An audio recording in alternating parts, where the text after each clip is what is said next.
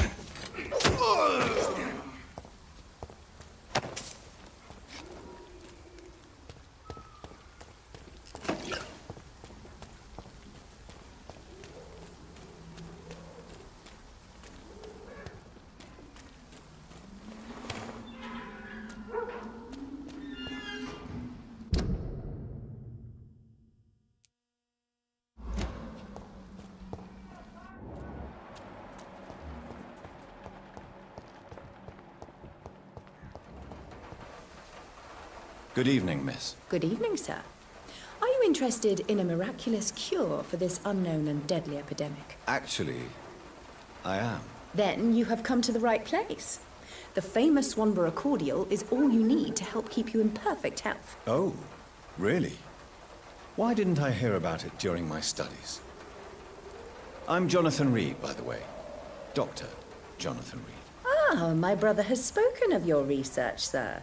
I'm Loretta Swanborough, and it's always a pleasure to meet a fellow healer. I'd like to see what kind of medicine you're selling.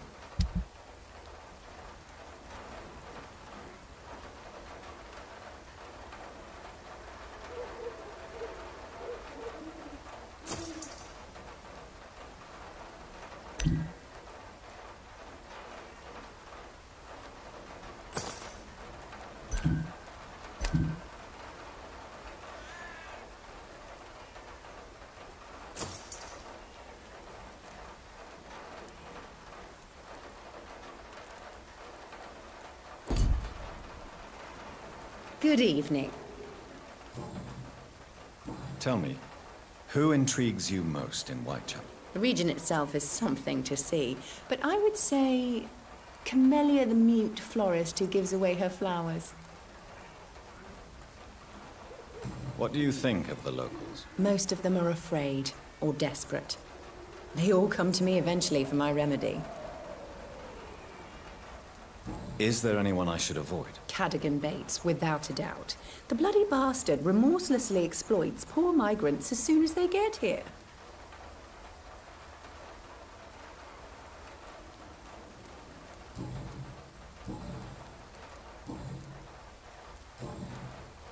Goodbye, miss. Its effectiveness has been proven by many. Even the flu is no match for this.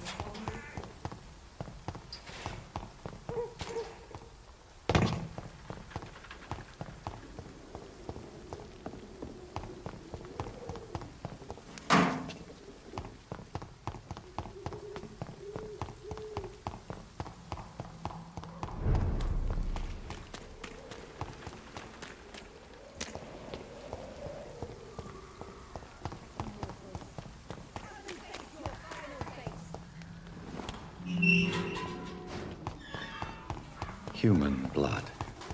Whoever left these marks did so Kill it, boy!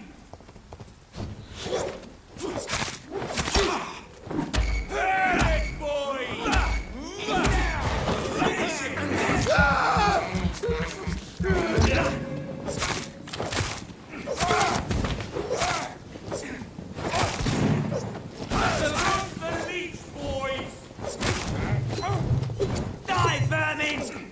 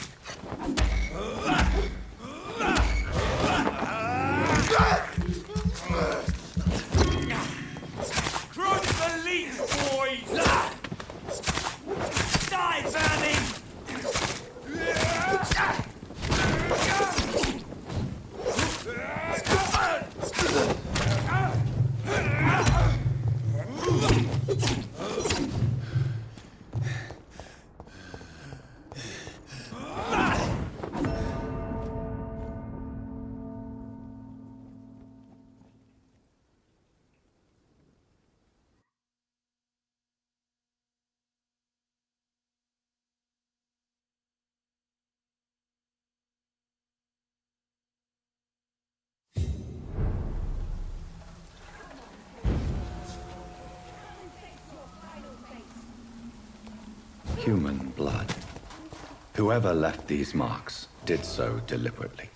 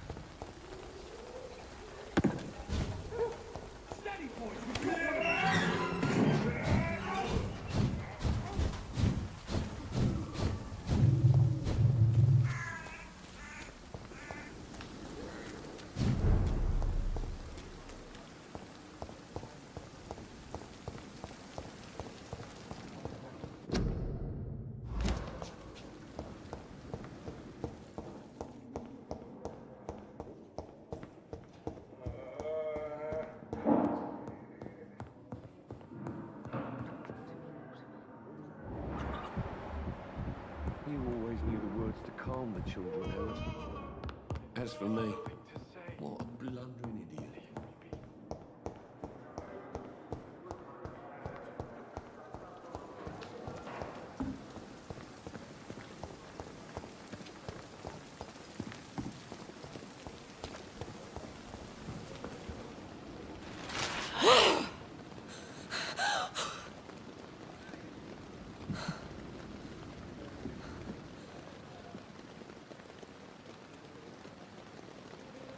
I would ask you to avert your eyes, sir. Or did you not know it was rude to stare? I knew it. Speak up, Dr. Reid.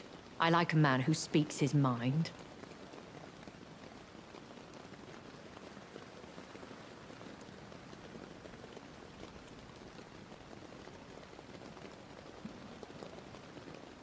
Hiding your true appetites behind a facade of compassion. Bravo. Very clever indeed. Spare me your sarcasm, Jonathan. You are but newly born in this world.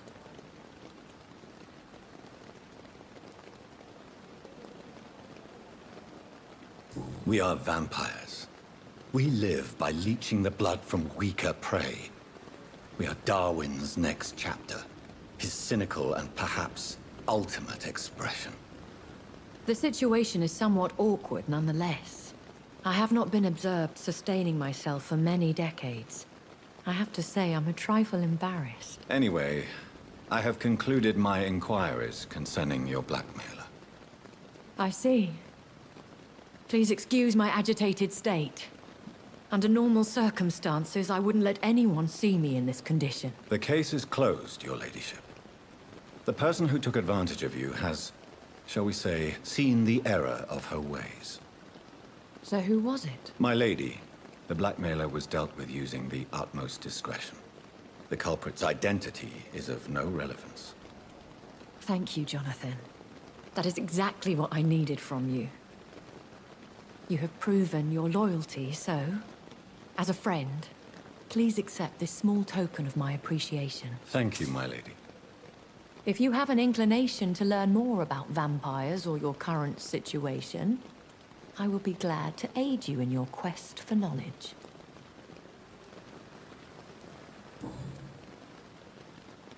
Why does Dr. Swansea allow you to feed on the patients of the hospital? Dr. Swansea is a good and compassionate man. He is trying to find a solution for our hunger. Until that happens, he is clever enough to understand that I only feed upon the dying. What do you know about this Brotherhood of St. Paul's Stole? The Brotherhood is well known amongst London Vampire Society. As long as our kind is discreet, and as long as they do not interfere, we have come to a mutual understanding. And no one suspected you of the murders? As you well know, suspicion has recently fallen on me of killing for pleasure. But you have my word, Jonathan. I take no pleasure in taking a life. I know this is beyond the pale, but may I inquire your age? Really? And I thought you were gentlemen. If you must know, I'm 27. I've been 27 for a long time now. and 27 I shall remain.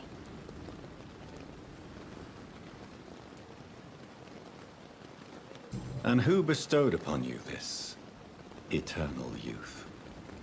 My maker. He left this isle a long time ago. Very well. But I believe there is more to this than you are saying. A lady has to have some secrets. Why did you save me in the canning factory? I could hardly stand by and watch such a promising young blood as yourself be torn to shreds by some gutter scowl. William Bishop wasn't the vampire that created me then. No, Jonathan. Whatever their strength and demeanor, Scowls are the progeny of careless vampires. It cannot be the other way round.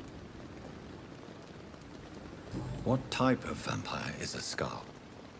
Not a true vampire. The deformed offspring of lesser vampires. It is a shame these creatures run wild, slaves to their baser instincts.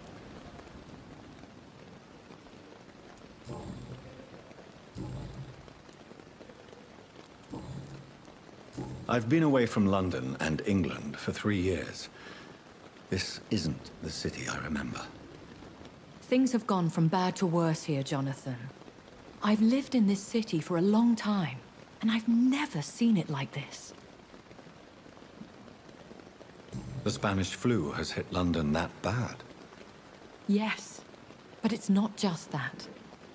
I've heard things. Things I've not heard for a very, very long time. There are whispers in the shadows. Something far worse than the Spanish flu is here in the city. What is it you fear? Fear has long since flown this form. But there is something malevolent circling us. I feel fear is merely waiting in the wings. Are there many vampires here in London? Immortals are of a rare breed, and we often tend to hide. But you may occasionally meet some of us at night. Do you know any of them? Have you an idea of the identity of the vampire who attacked me? You mean your maker? No, Jonathan, I have no clue. But I fear he or she is as careless as cruel.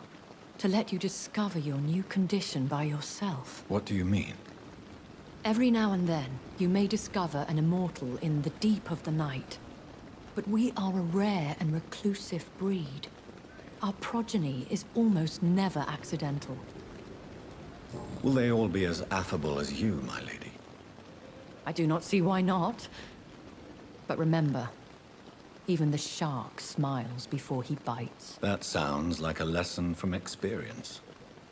Vampire politics are as intricate and sometimes tedious as a game of chess in a gentleman's club. I've learned from experience it is best to decline to play. When I awoke, changed, I was chased and attacked by vampire hunters. Prepared and well-trained. Though I can't be certain, more than likely it was the once glorious Guard of Prewin. Once glorious, but still dangerous. They have seen better days, but all fanatics are dangerous. You would be wise to stay clear. They are sworn to destroy our kind. You make them sound like some sort of cult. More a society, and like all the best ones, a secret society. I thought them almost gone, but it seemed they have been recruiting.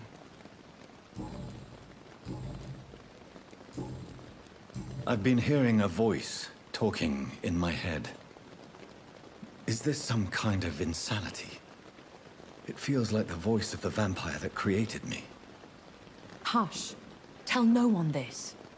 It would be unwise to talk of such things amongst British immortals.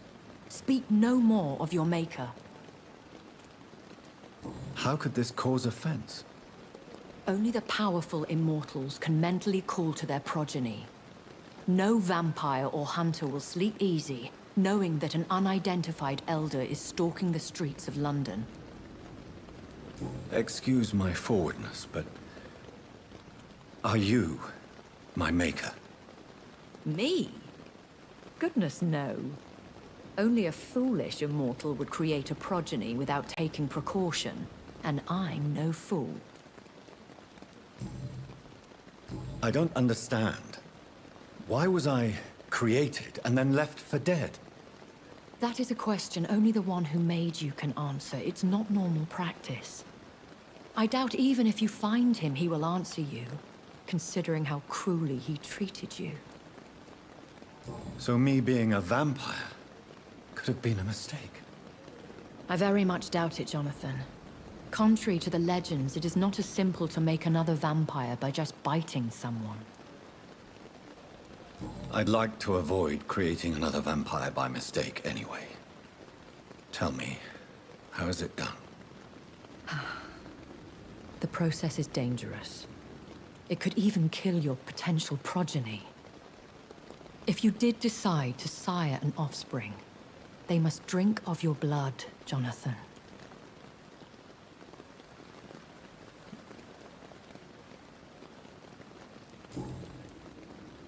A vampire? Is that what I am? What we are? Such a crude word, defined by penny dreadfuls and drunken hacks. No. You are now an Ekon, and that you shall remain. Are you an Ekon too? Yes, I am. We are the closest thing to what man refers to as vampires. Forget what you think you know about us. So we are Ekons. How can I identify us amongst other vampires? How to put it? All Ekon are vampires. But all vampires are not Ekon. We are but a branch of the immortal tree. I bid you farewell. For now, my lady. I must quickly analyze the blood I took from Nurse Crane's patient.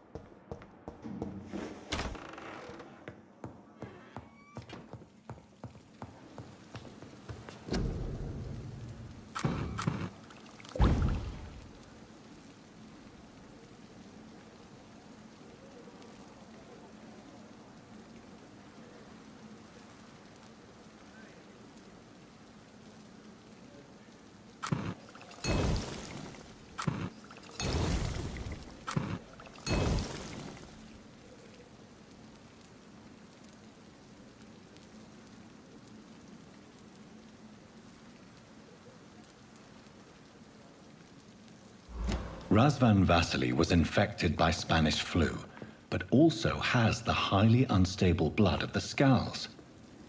Is the London vampire epidemic transmitted through the flu? I should talk to Dr. Swansea about it.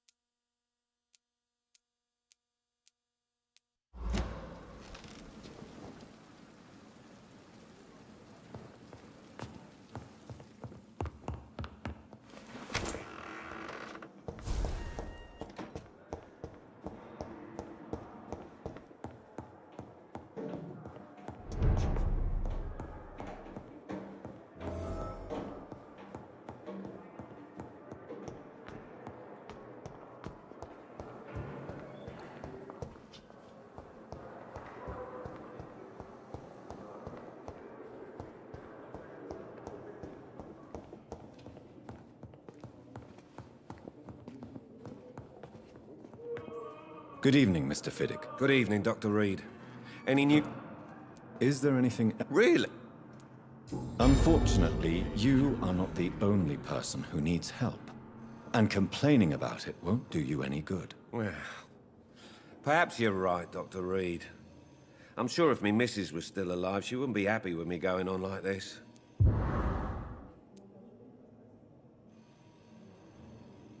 Goodbye for now, Mr. Fiddick. I'll see you later. I will not let... Good evening, Mr. Fiddick. Goodbye. You always calm the children, Ellen. As for me, what a blundering idiot. This hospital seems to be... Good evening, Doctor. Good evening, sir. Do you require medical attention as well, Mrs. Goswick? Do you know you're the only one who's asked me this? No, I don't feel well, actually. Despite what you think about this place, I can tell you with absolute certainty, taking this will help you recover. Well, at least your reputation seems well deserved. Unfortunately, I can't say the same for this hospital.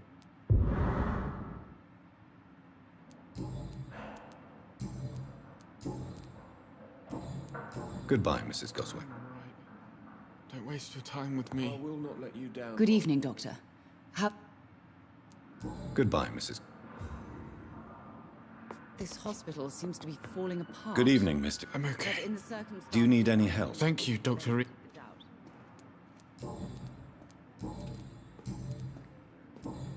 I have to go. I'm all right. Don't waste your time You with me. always knew the words to calm the children, Ellen. As for me, what a blundering idiot. I'm quite busy right now. What do you think of Dr. Tippett's opinion of your promotion, Waverly? Tippett is a good practitioner. Maybe just a little too attached to his prestigious position at the Pembroke Hospital. Really? That's exactly his diagnosis of you. A little too eager to get promoted? A little bit too proud? He has the right to think so. But I deserve this promotion, and I don't consider it anything but well-earned.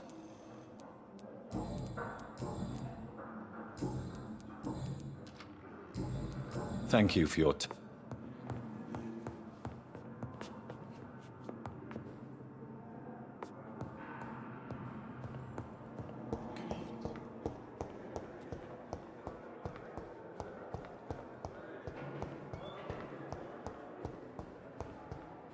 Simpletons, these nurses. Bred Hello with again. No respect. Goodbye, Mr. Hammond.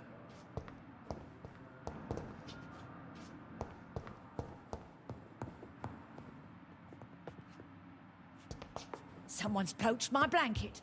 Oh, the cold will be...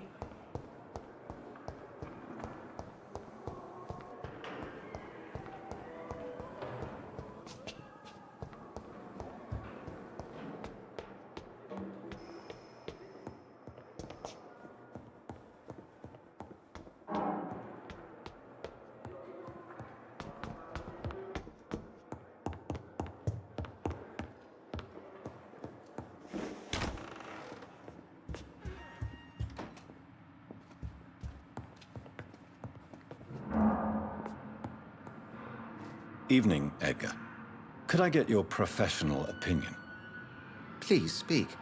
But I have something important to tell you. This strain of flu, it's very different from the one I saw in Europe. It's downright peculiar. Really? What makes you say that? I've just looked at the blood of one of our recently deceased. I see. Do you have anything more to go on?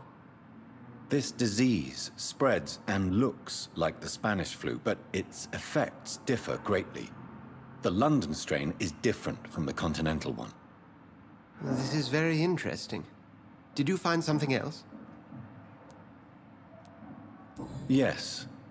Unlike the flu, the infected begin to show an increase in outwardly aggressive behavior. More than simple agitation. Once docile people become violent. You mean like rabies? Is there a chance we could create a vaccine, Jonathan, like Pasteur? By the stove, that would be smashing. There's a lot we're not seeing here. But it is spreading, and quickly. If we don't act, the whole city could be lost.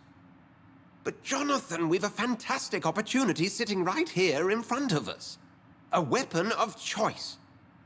What on earth do you mean? Why, you, my dear boy. With your expertise and your blood, we could isolate the properties that course through your veins. Think about the possibilities.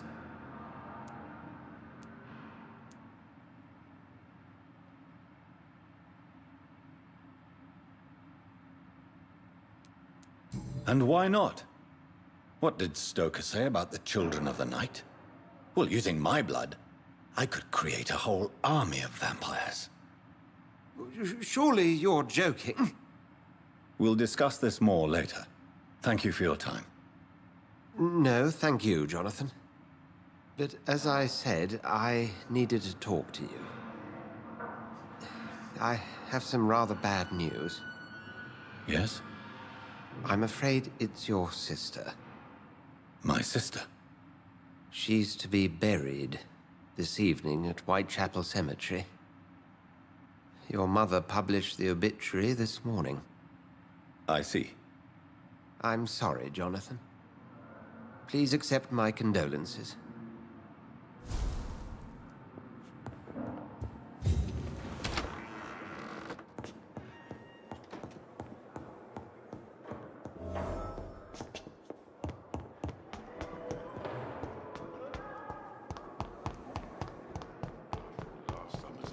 I never thought I would have to attend my murdered sister's funeral. Mary, I can't forgive myself. I'll find the truth about what happened to us. I swear.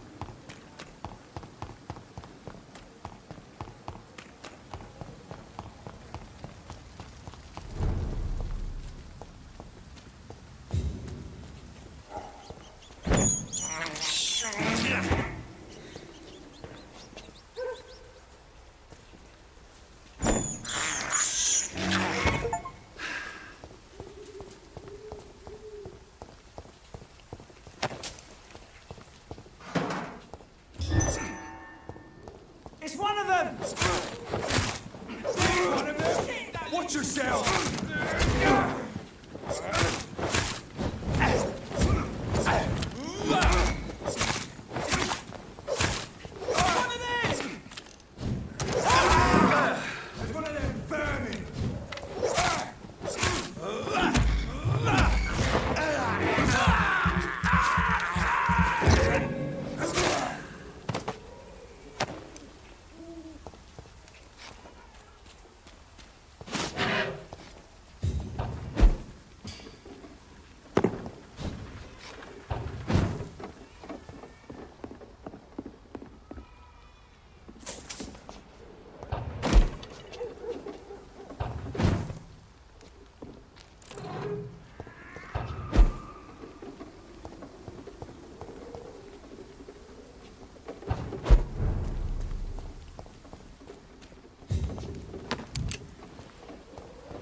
Over there!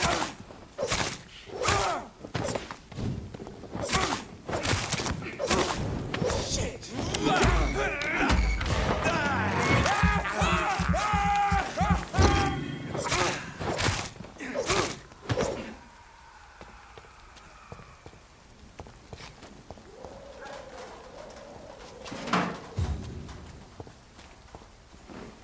My dear sister, I don't know if I have the strength.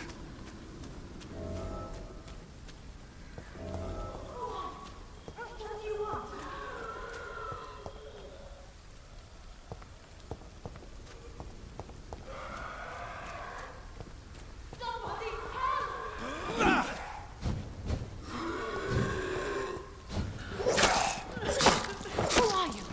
What do you want?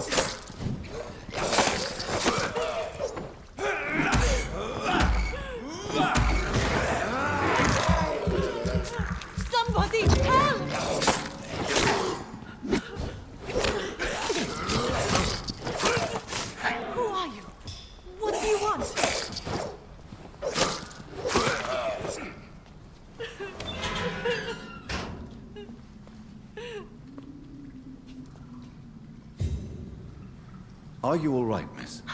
I don't know. Who were those people? They wanted to kill me. Why? They've lost their minds in the epidemic. They won't come back for now. You seem to know a lot about them, sir. I'm Dr. Jonathan Reid. I'm investigating this disease. I am HowlStrom.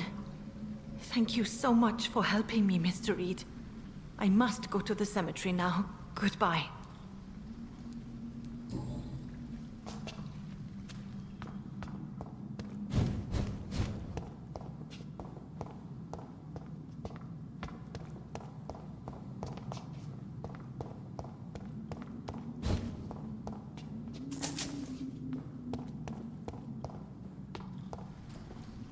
Shouldn't you go back home? Maybe later.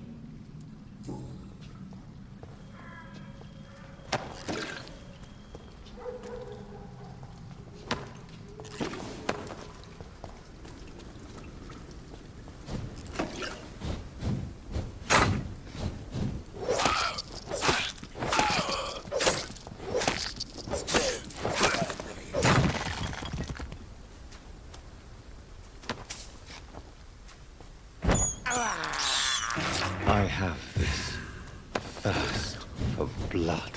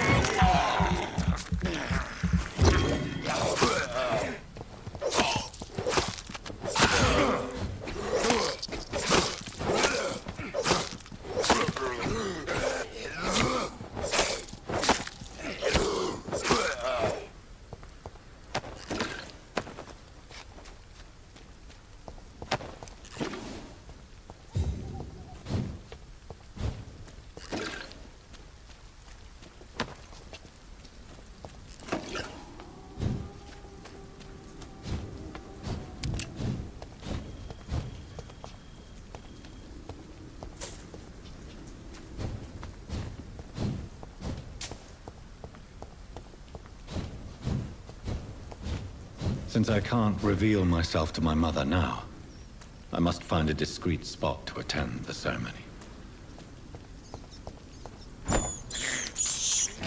This is despicable.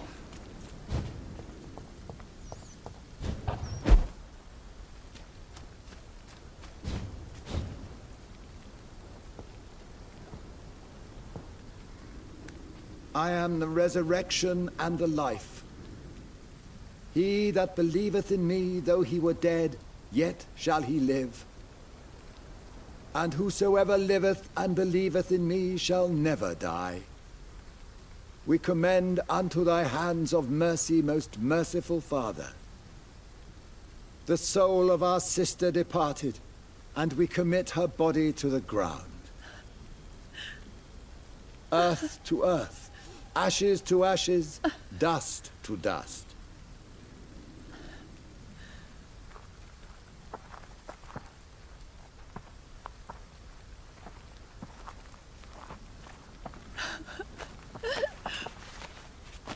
Why kill my Mary and stick her here in this cold, god-awful place?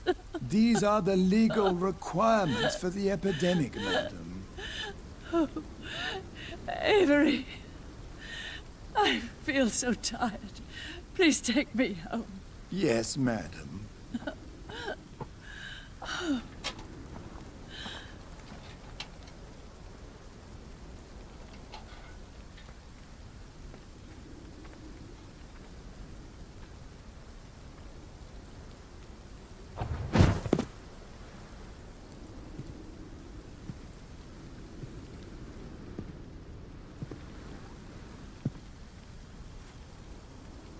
Oh, Mary. What have I done?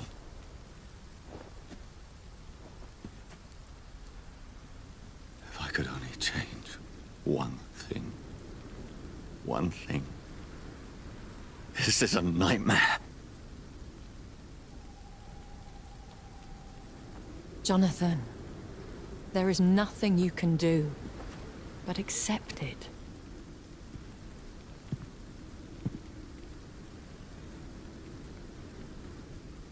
What brings you here?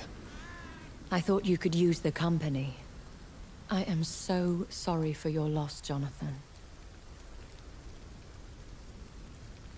She was a good person. Vibrant, full of life. She was kindness incarnate, my Mary. You're a good person, Jonathan. And a young Ekon. A newborn cast into the night without so much as a candle to guide your way. She had been scouring the most dangerous parts of London in search of me. And it led to her death. Jonathan, don't. I still hear her last thoughts. They echo in my head. Her mind shattered, and it haunts me. Jonathan, stop. Listen carefully. You must come to terms with this. You must learn to live with what happened. How is it possible? Tell me. Is it so easy to take a life every night, and then just smile and nod at those you spared? Don't you see? You're doing the work of our enemies, feeding your remorse. We are weakest when we grieve, and the guilt blurs our senses. And so this is why you're here. To warn me. You've felt this pain yourself. You too have endured this. I don't want to lose you, Jonathan. I've lost so many friends. Loved ones I cherished. Pray for Mary's forgiveness, if you must. Thank you, my lady. I will. Good. But be careful. If I found you here, others may too. What should I do then? St. Mary's Church is not far from here. Go there and make your peace. Find the solace you need. My lady wants me to confess. No, Jonathan. It's you who wants to confess, I think.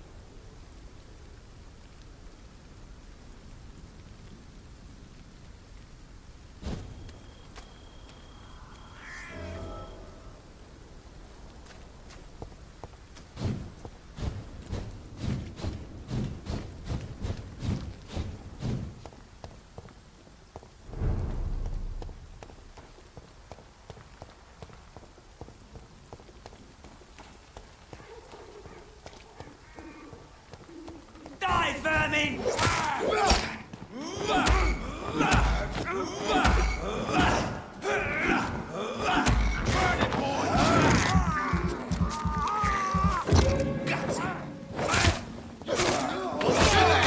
Kill it all you deserve!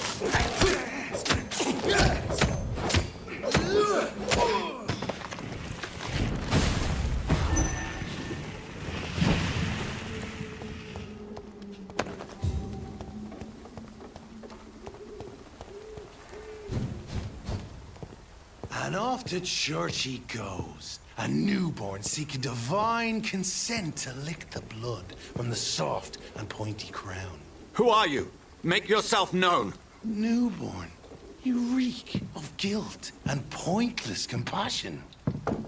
Shed your skin, forget your old weaker self. What do you want from me?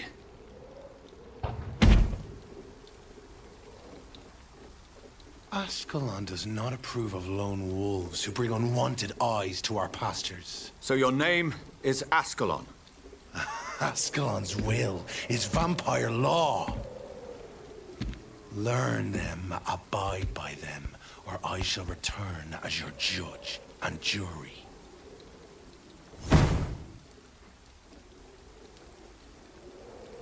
These immortals try my patience with their plans and unsolicited counsel. Power of the Lord commands you!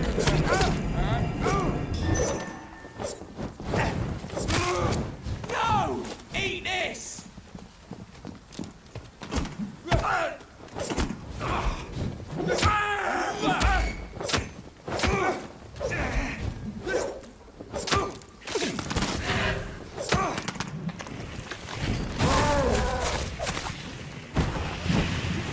This man stunned me with his faith. His crucifix. This is not good news.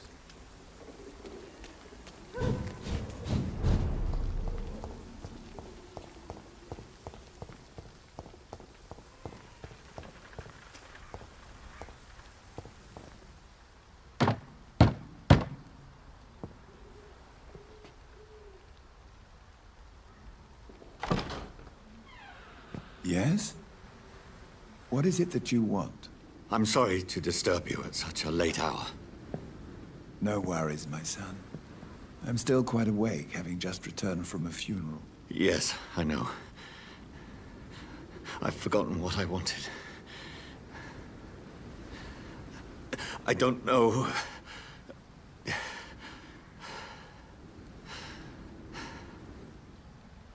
May I help you, child? You seem somewhat perturbed. I haven't the strength to cross the threshold. I wish to pray, to cleanse my soul. The church is shut by order of the bishop. But I'm still the vicar of St. Mary's, if that is any use to you, my son.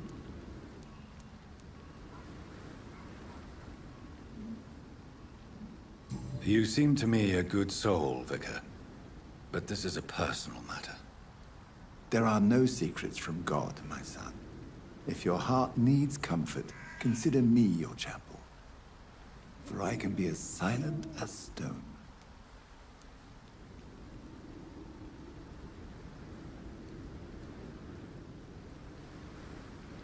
I've words for one departed. They're not for living ears to hear.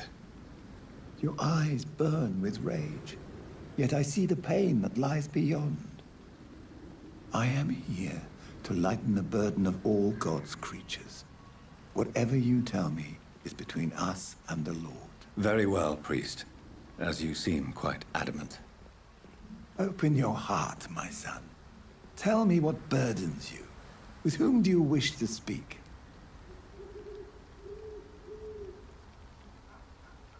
She was my sister. You seem so troubled by the loss of this girl. What happened to her?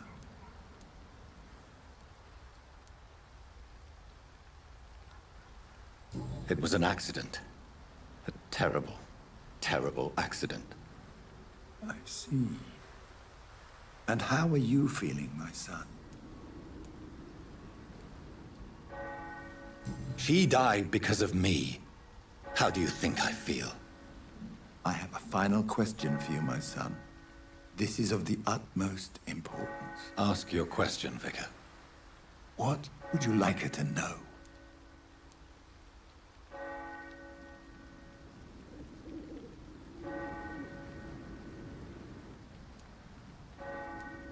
I'm so sorry, Mary. I promise to find who is responsible for all this. I'll put an end to this horror. You have been heard, my son, and your burden will lighten if your words are sincere. Go in peace now, and live your life in the way she would have wanted.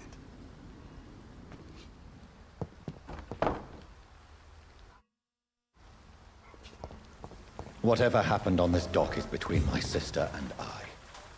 It does not concern God at all.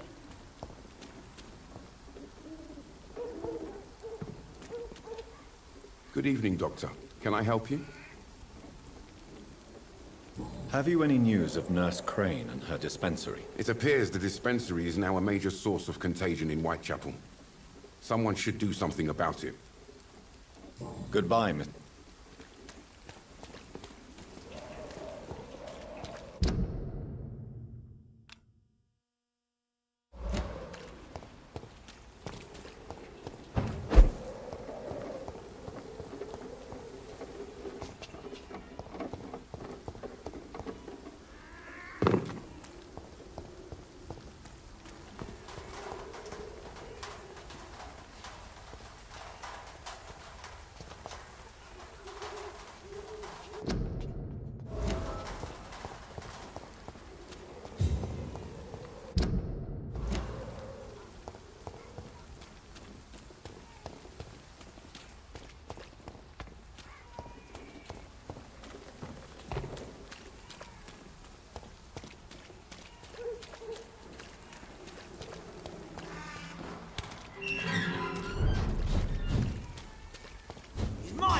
take it. I shall fear no evil!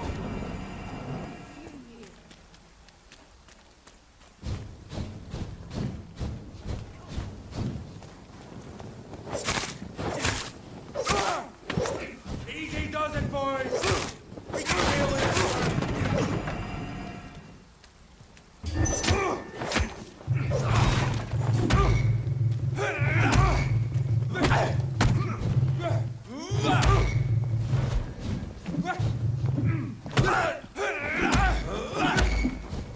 Back, demon! Back!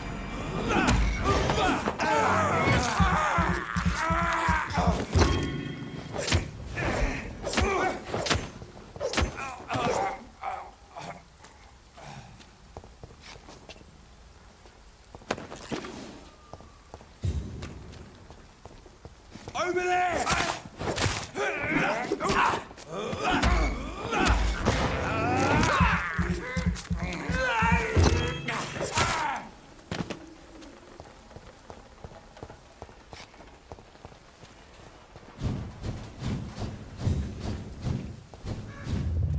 Remorse and pain are precious when binding you to the earth.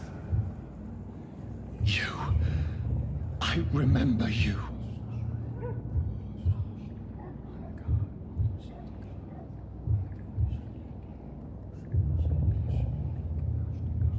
Fear be gone. I would harm no child of my making. This is your doing. You made me. Made me this creature. What are you? I am the land. You are our champion.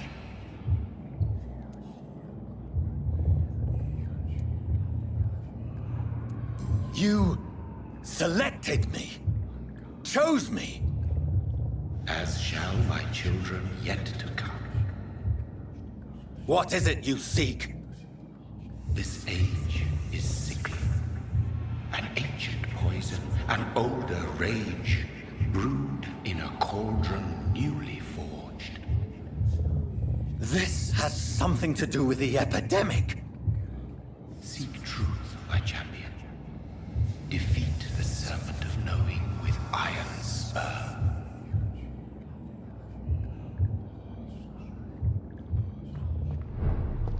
I've had enough of others making decisions for me, pretending to know how I should feel or behave. So the vampire who made me is some sort of disembodied entity? Or was he just projecting this vision in my mind? Maybe Edgar can help me with this one.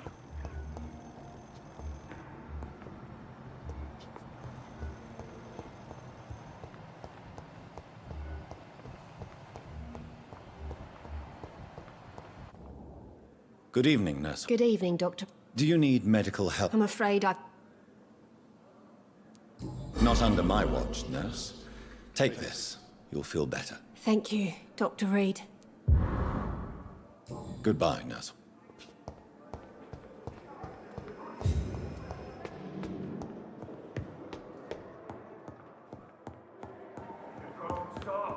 Only the Brotherhood can save London from implosion. God protect us. You've got a leech in the hospital. Yes, my hospital. My mission is to heal while you go about warring. You've set the table for a snake. I wonder why there's venom in your food. I'm growing tired of your song. You're a woodsman, McCallum, not a doctor. Return to your hunt. Remember, I've a good nose for machinations. I can flare the scent at a mile. You can't hide from the god. Leave him, Jonathan. This is sacred ground. Neutral territory. And I just had the carpet cleaned.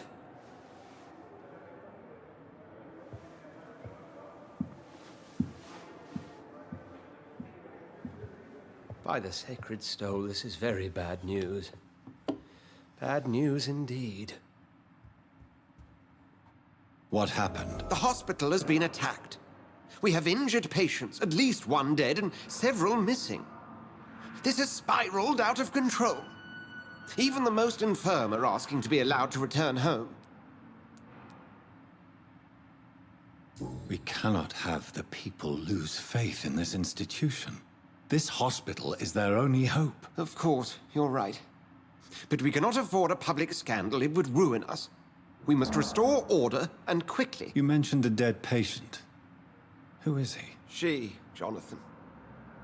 She was Miss Harriet Jones. I found her room like a slaughterhouse. Blood everywhere. The duty nurse is taking care of the mess. Very well. I'll help you. Jonathan, please. I can't rely on anyone else. And this concerns you as it involves vampires. Someone has taken advantage of our more liberal tendencies here. In what way? Jonathan, I may turn my head when you or her ladyship indulge, but I will not allow this place to become a nest for street feeders. Please then, tell me. Sean Hampton, the man we thought we'd saved at the docks. It seems he was infected after all. So Hampton became more beast than man. Exactly. And now Guard of Prewen suspects the hospital of vampire activity. Do you realize what that could mean for us? Rest assured, I will protect you and your staff. McCullum is a fanatic. The Guard will stop at nothing. You don't know what they're capable of, Jonathan. Very well. Since I brought Mr. Hampton here, I will put an end to this.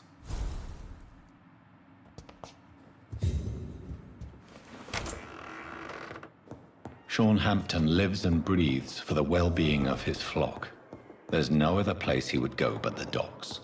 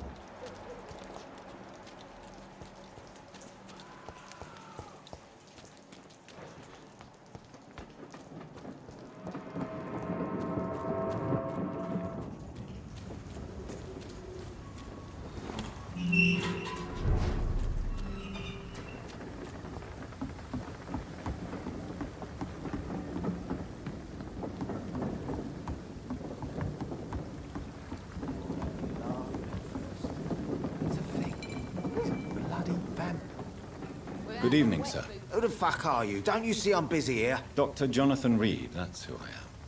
And who are you? Ah, some fancy gentleman we've got here. Clear off. We don't want strangers. So you won't tell me your name, then? The name is Booth Digby. Maybe I'll ask my boys to break one or two of your bones, just so you remember it. Do you know where I can find Sean Hampton? I need to talk to him. The sad saint. Why on earth do you want to talk to him? He was one of my patients at the Pembroke Hospital. Oh, yeah. I heard the poor bastard had been abducted by some cunt. You better ask Tom Watts. He knows Sean Hampton well. Goodbye, Mr. Digby. It's been a while since we've seen any new faces round here.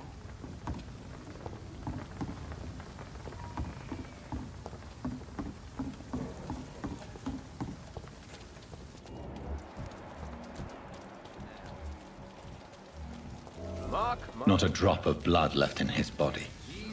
This is the work of a vampire. Whatever do you mean? I'm a tracker of these creatures. A vampire hunter. You best be off to your hunting then, for if the sewer dog is back, And hunting all these poor folk, he needs a catching. A sewer dog? What's it look like? It's an old story. A monster with daggers for teeth and icy claws. He comes of a sudden, nighttime, claiming innocence, then vanishes. Cursed or not, he's just another lost orphan. Good evening, sir. Whatever. Don't take it, Pet. Yes. I'm Dyson Delaney. I'll try to remember you. This time. I'm looking for Mr. Sean Hampton. Do you know where I could find him? I really don't know. I heard he'd been abducted. I don't know if he's back. Who could tell me then? About the sad saint? I'll try asking Tom Watts about him. Goodbye, Mr. Delaney. Like these, a good drink's just as likely to cause a problem as to solve one. Good evening, Tom. Good evening, sir. How are you tonight? Back to the docks, are we? You remember me then? Of course I do. You're that man who seemed so lost when he entered my bar a few nights ago. Thank you for your hospitality. I'm Jonathan Reid, by the way. I'm still Tom Watts. Welcome back, Doctor. Tom, I need to find Sean Hampton as quickly as possible. I've been told you could help me. I heard the sad saint was recovering at Pembroke Hospital. Did he leave or something? The important thing is I find him, quickly. Why not try his night asylum? He takes care of those who need a meal or a roof there. Where is it? It's in an old warehouse, northwest of here. Just follow the bank to the west and go north when you reach the end of the pier. Goodbye, Mr. Watts.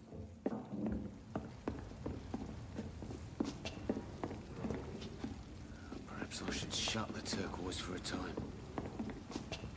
I hope I live long enough to see them wet boot boys get what's coming down.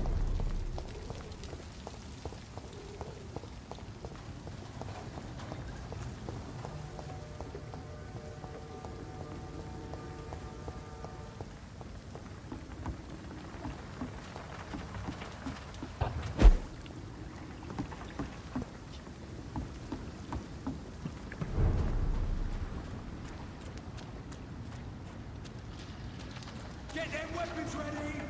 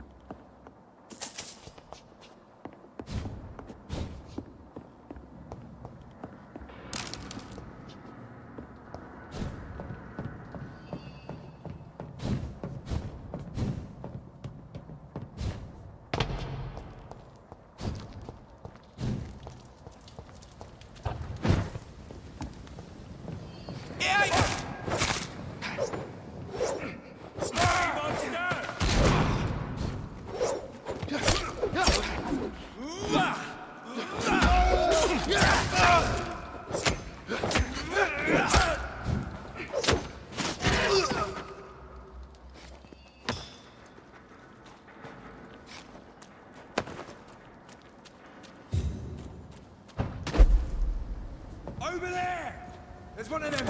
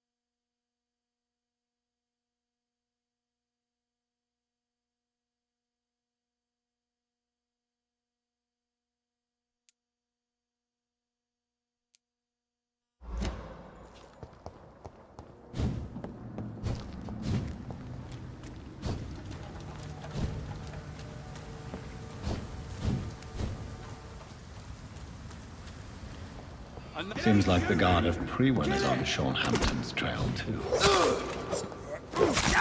All of you bloody leeches need killing. I'll put an end to you!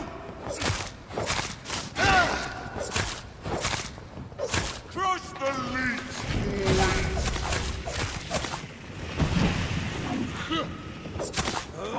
Die, vermin!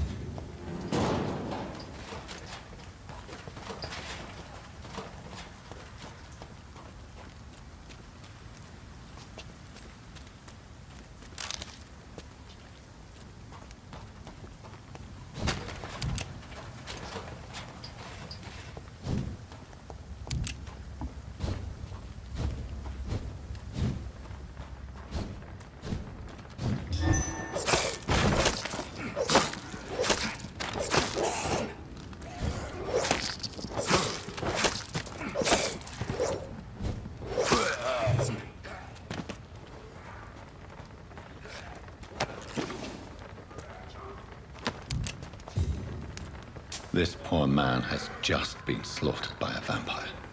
The body's still warm.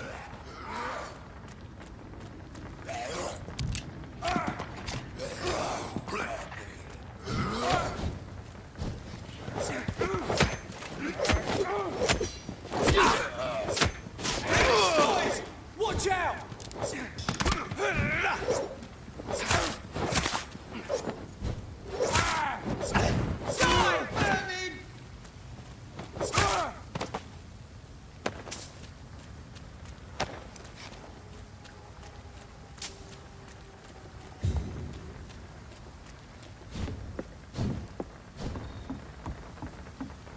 Monster!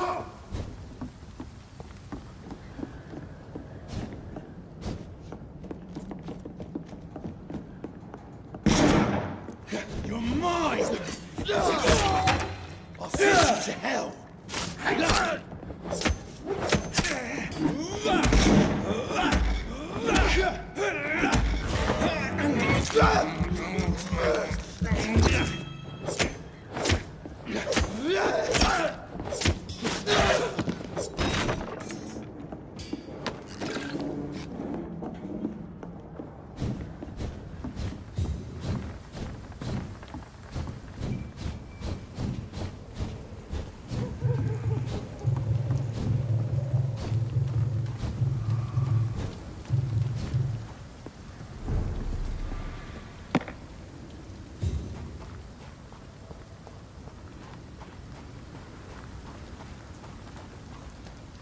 Not welcome here, sir. Good evening, miss. I'm Dr. Jonathan Reid. May I have your attention for a minute? Good evening, sir. My name is Giselle Paxton, but I don't have time for men like you. Have we met before? No, but I just need to look at your fancy clothes to know that you must be desperate to visit the docks at night. That's quite judgmental of you. Sir, I've led enough strikes when I had a job to identify you as an enemy of the working class.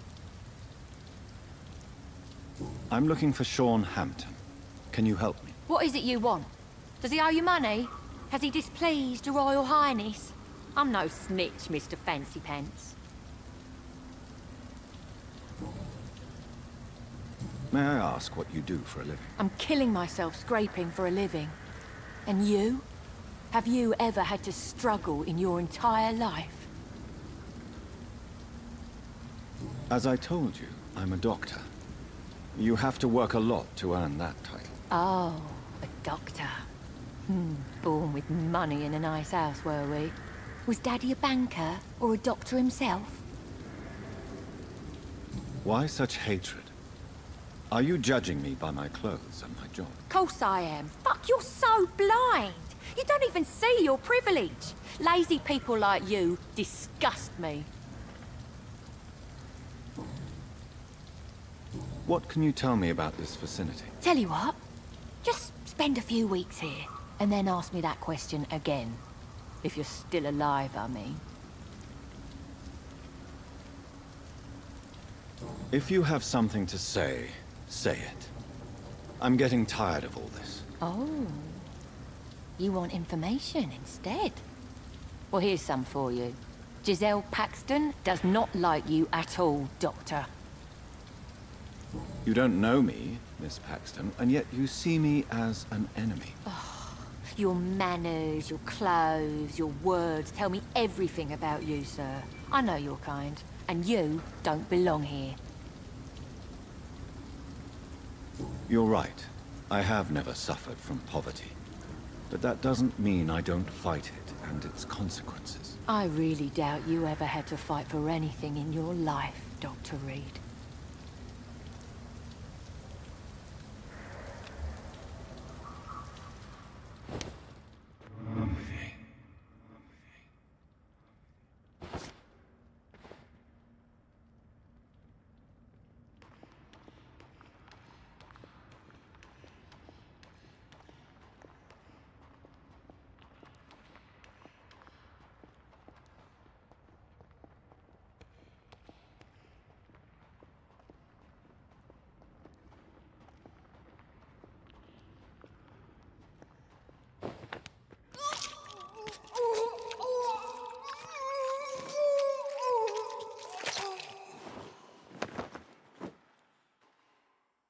What a waste of life.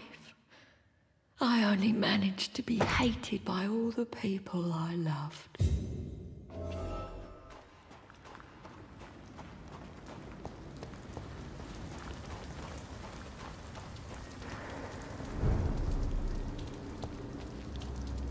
Good evening, miss.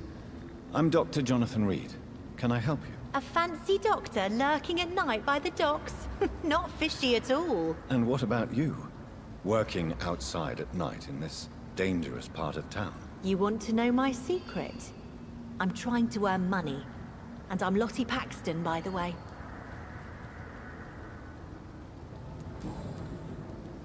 Is it not dangerous to work here at night? As long as I have good legs, I can run away from trouble. The sad saint now provides me and my sister a bed and a roof. I don't want to lose that. Are you homeless, Miss Paxton? Mr. Hampton's night asylum is our new home now. It's a safe place for me and my sister. What can you tell me about the Sad Saint? It's just the nickname of Sean Hampton, the sad saint of the East End. He gave me shelter, and he's not always sad. What can you tell me about this place? How are things here? It may be okay for a strong girl like me, but a dandy doctor from the city like yourself, you better watch your back, Mr. Reid. You really think I should go back to a safer place, miss? No. I think you had better stay and help as many people as you can. Just avoid the wet boot boys. Those bastards are worse than the epidemic. Which local dangers must I avoid? Well, the gangs, the thieves, the drunks, the jobless. A man with your fancy clothes will attract a lot of attention. Well, I am not someone so easily intimidated. Glad to hear that. And if you get into trouble, you can always seek help at Sean Hampton's shelter. No one would dare to be violent there.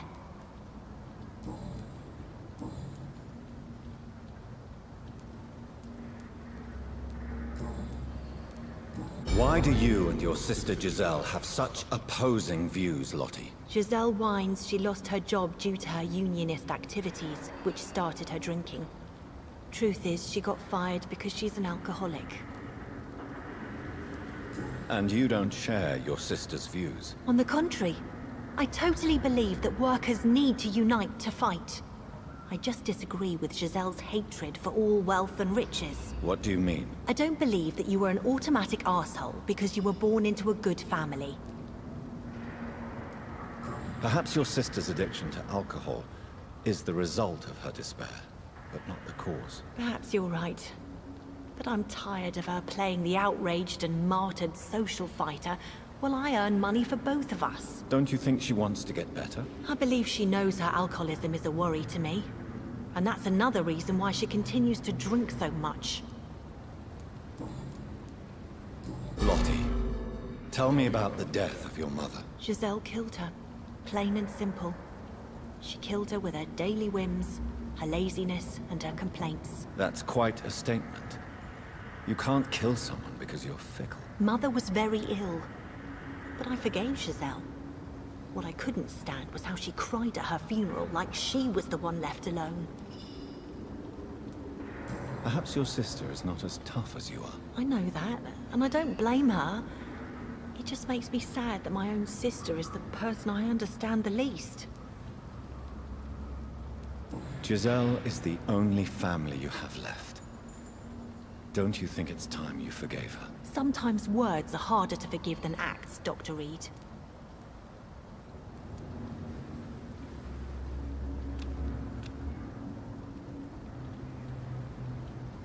Do you need my medical attention, Miss Paxton? I'm fine, Dr. Reid.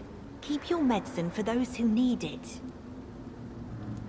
I'm looking for Sean Hampton. Can you help me? Mr. Hampton must be in his office at the night asylum he manages, I suppose.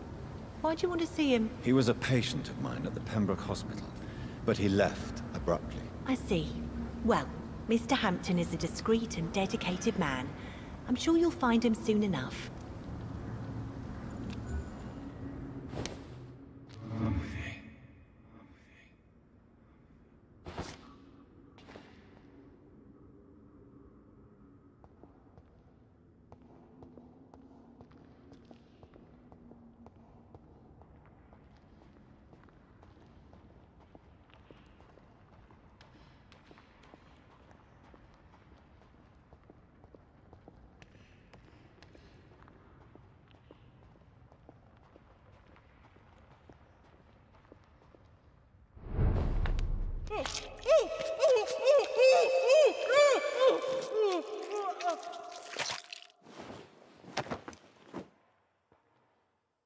My poor sister. What will happen to her now that I'm gone? Giselle, I'm so sorry.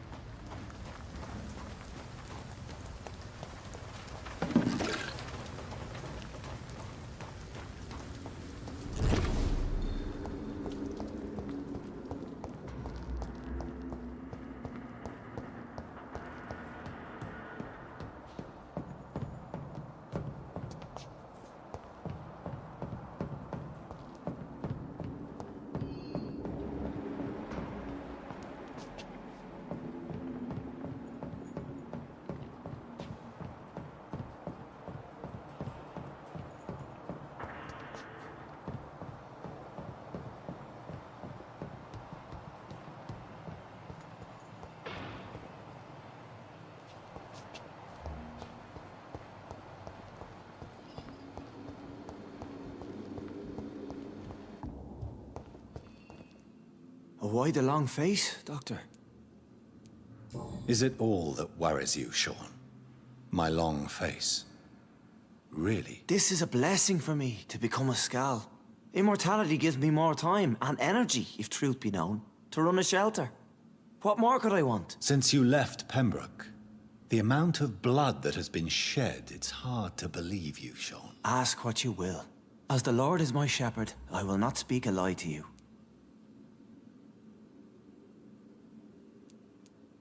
Aren't you afraid of what you've become? We are blessed, Doctor.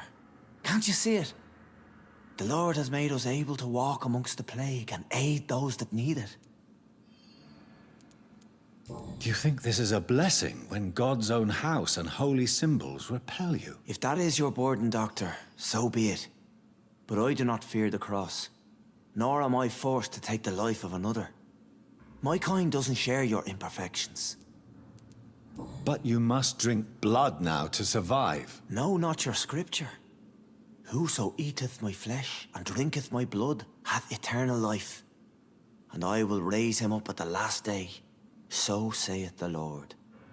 I only need to eat flesh, no blood. Why return here? This is my home. These people are my flock. You will always find me where I am needed. Wonders never cease. Skal managing an asylum. And what of you? A vampire doctor? Meals laid out before you. Yet you restrain. And what about William Bishop? He tried to take care of you. But this hunger, this thirst, cannot be restrained. Alas, poor William. He had a good soul, but was weak in spirit. He could not shake the thirst for booze, never mind blood. But have faith. My will is far stronger than his. Why did you kill Miss Jones at the Pembroke Hospital? Killed old Harriet? You must be mad, Doctor. Why would I do such a thing? So you claim Miss Jones' death was not by your hand, nor the other incidents at Pembroke? Though Harriet was an angry, spiteful woman, she was one of God's creatures. I have nothing but love for all he has made. But you were close to her. Of course. But she was lost, separated from the fold. She did not see the hand of the divine in my blessed condition. People have been murdered. I've seen the blood. I don't believe you can be trusted. Have a little faith, Doctor. If you will follow, I will guide you to the light. How do you plan to do that? Take this key of the old sewers. The entrance is by the riverbank, south from here. There you'll find all the proof you need. I have to see for myself. But your sense of purpose and calm gives me some relief. I'll be here when you return. If you still think I'm a threat then, well, I surrender myself to your judgment.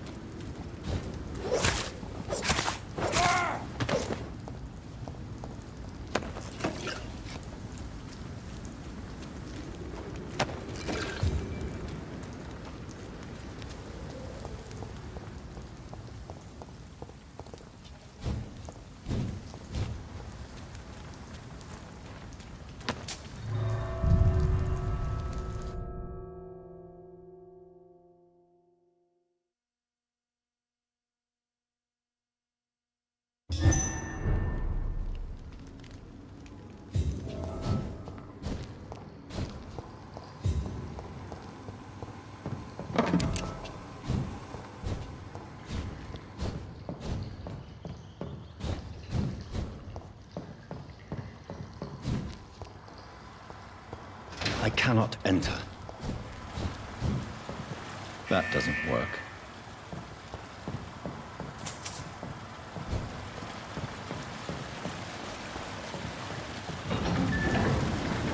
So that's it. These wheels control the water level.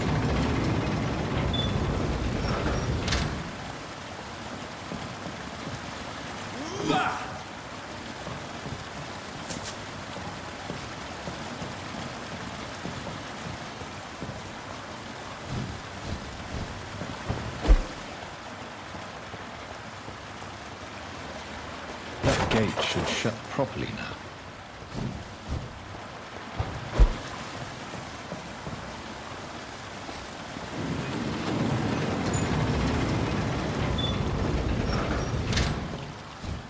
That doesn't work.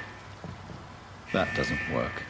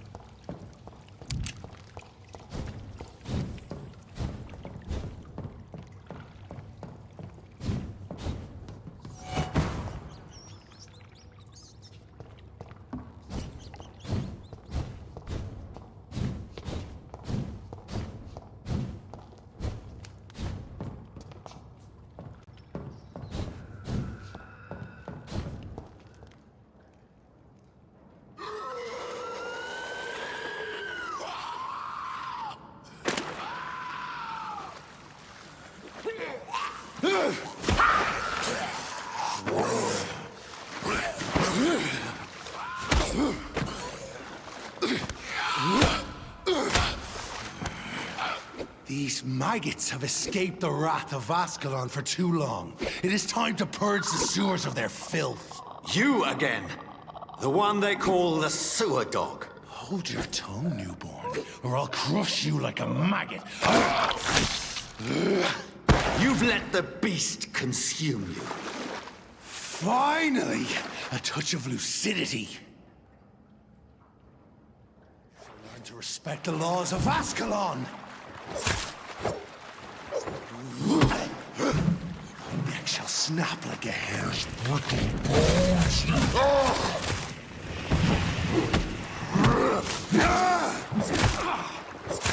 Once you've vanished, I'll slaughter these scalds while singing your name!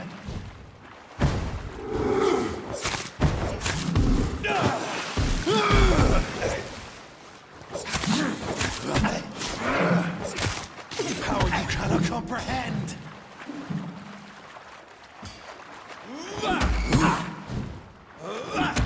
Slow as a snail!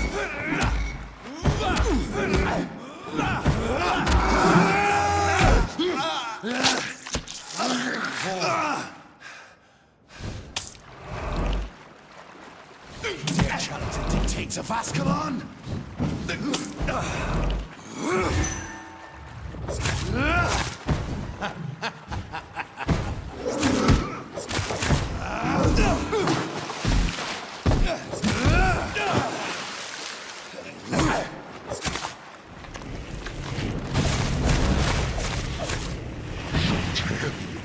And spill thy blood to the pissing wet. Your blood is now mine. Return to your apothecary and needles.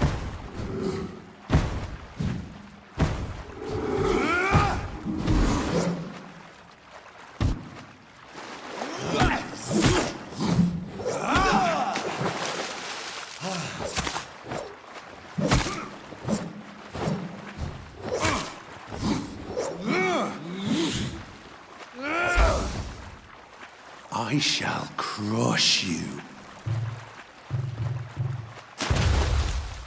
Down, stay down. I'm Fergal Banshee, the hand that crushes.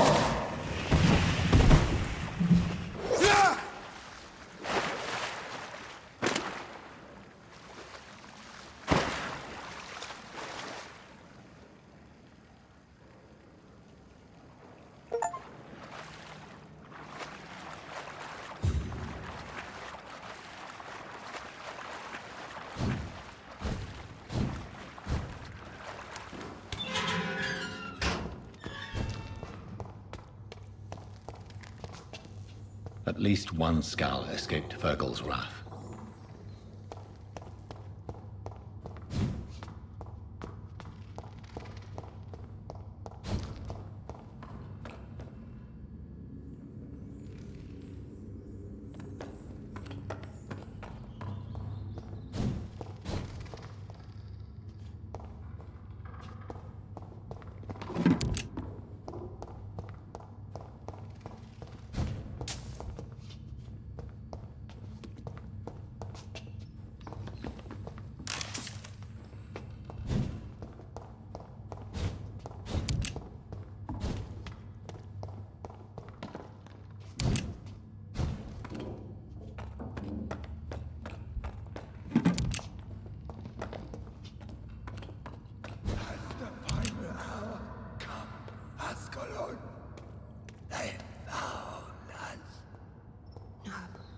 Safe we are, still.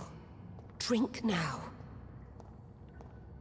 Bless you, Bridget. This isn't the blood of a vampire, but it will quench your thirst.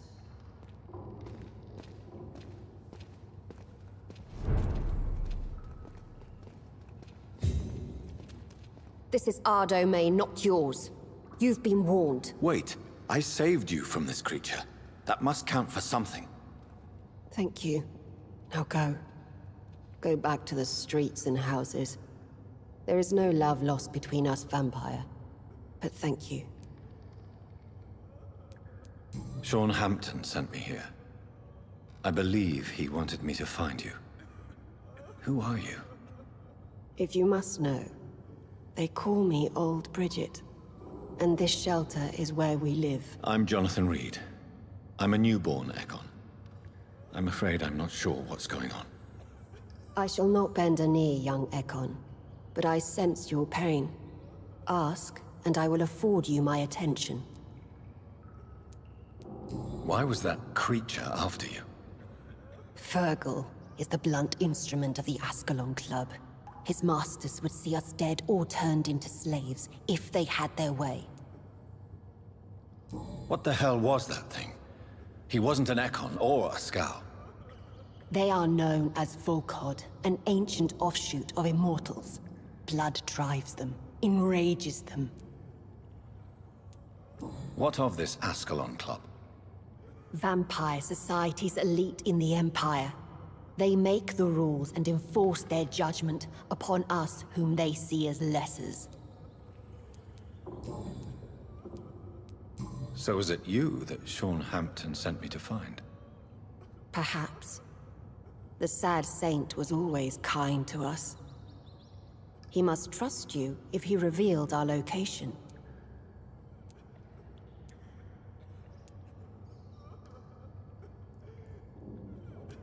Sean is a Scow.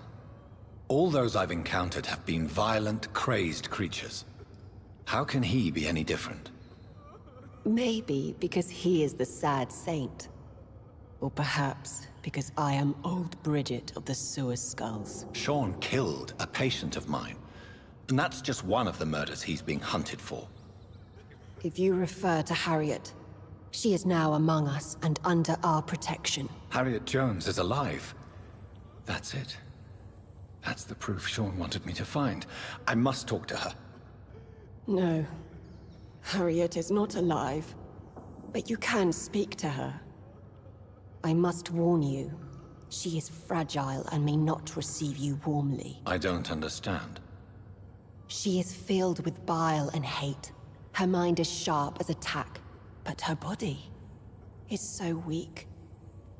I've never seen its like before. She is resting in a room on the far right of this hideout. Thank you. I will bear that in mind.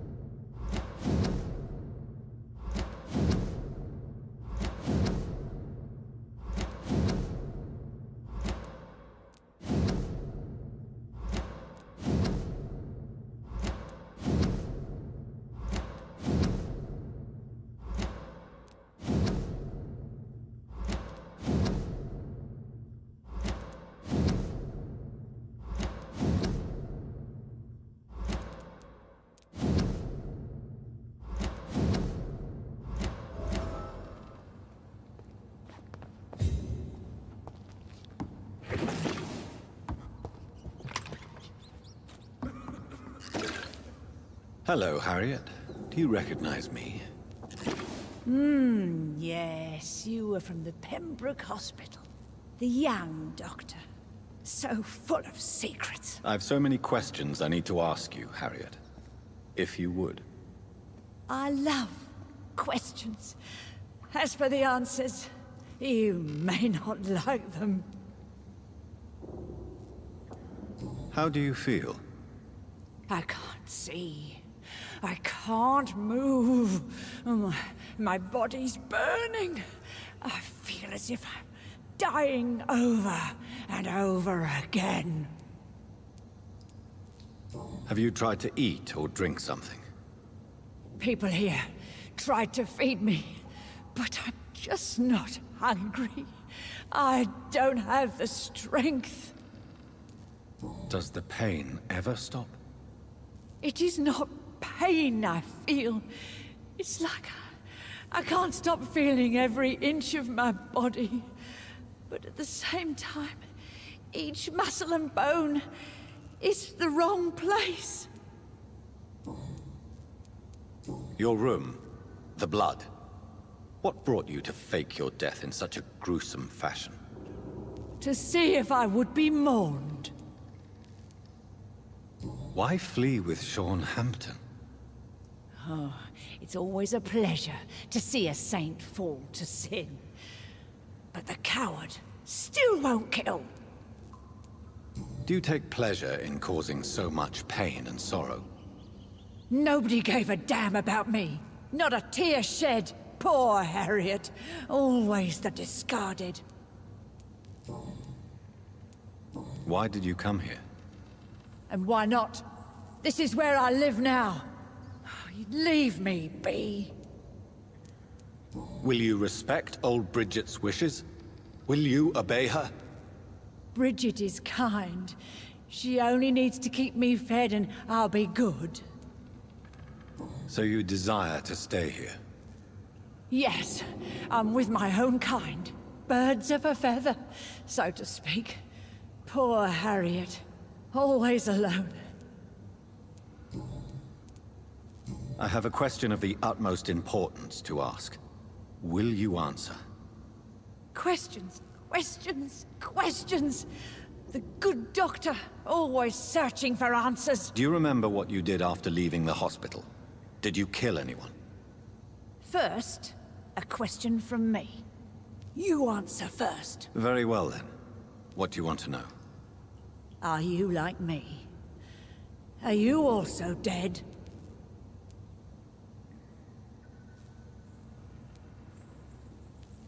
We are not dead, Harriet. Death no longer pertains to us. We are different. I like what I am. I truly do. I relish the pain that courses through me. I know you fled the hospital with Sean Hampton. Did you or Sean kill anyone in your flight? Anyone? Try and remember. I will not lie. I wanted blood, and I wanted revenge, and Sean pulled me from it, brought me here instead. But the shadows heard my prayers. The shadows killed that bastard. Who was that man? The one murdered in the street? He used to be my landlord. I lived here for many years before falling ill. Oh, he was an awful man. Disgusting and cruel. So cruel. You sought vengeance by your own hand, and someone else obliged you. Very convenient. Don't lie to me. I don't lie. I saw him near the docks, and rightly I wished him dead. And I am happy he is. It's true. But I didn't kill him. I was too tired. Shadows? Tell me what you saw. The shadows, they heard me and answered. Something in the deep darkness, quick, deadly. It asked me if I wanted revenge. I answered, yes. And these shadows, this presence, do you still hear it? Was it a vampire? Did Sean see it? It spoke only to me, and now it is silent, but it is born of hatred. And it will kill again. And it hates you, Doctor. Oh, it hates you. What makes you say that? It whispered your name, Dr. Reid.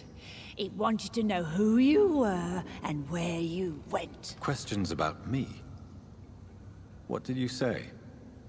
Nothing, Doctor. I said nothing. There was nothing it didn't already know. Oh, I'm tired now. Let me rest.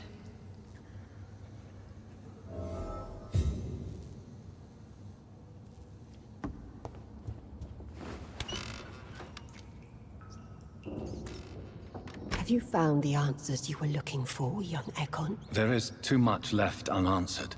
So many questions. Get to know us. Spend time with us. And I may be willing to answer more questions.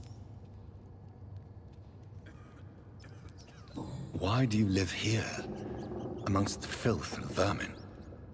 Live. Here we hide. What are you hiding from? From the guilt, the shame, from the hunters and the light. And of course, our past. Why don't you leave the city? Hide somewhere far from the Guard of Priwen, the Ascalon Club. We are the Sewer Skulls. This is our domain. We have run as far as we can, and now we hide. Your diction, your words. You do not carry yourself like most Skulls I've encountered. True. I'm not like most Skulls. You were once someone else. What happened to you? It is as sad as it is long, young Ekon, but it will remain mine. Can I be of service to you? We ask but one thing. Reveal to no one our secrets. Do not betray us. For how long have you been in hiding here? Skulls have been hiding under London since vampires first entered the city. Where did you hide before the sewers? We claimed ancient tunnels, forgotten caverns, catacombs. We are skulls, groveling beneath the feet of our makers. What manner of creature is Harriet? She is different from everyone else. I really don't know. I'm not even certain she is a skull. I've no idea as to what blood made her. What is a skull, in fact, in your honest opinion? The progeny of a vampire, disavowed by her maker. Perhaps a fruitless branch of a noble tree. A word used to enslave us. I cannot say. You mentioned that vampire blood has tremendous potency. You believe it to be stronger than your own? The vampire's sweet blood. That rich, dark wine that we crave. For it made us, and it can sustain us. I thank you for your time, madam. I must go back to Shornhampton now. Your kindness has been ample payment, Ekon. To protect us, I'll close the access to our hideout, but you can use our shortcut to reach Mr. Hampton's shelter. Just follow the arrows. Thank you, old Bridget. I hope we'll meet again.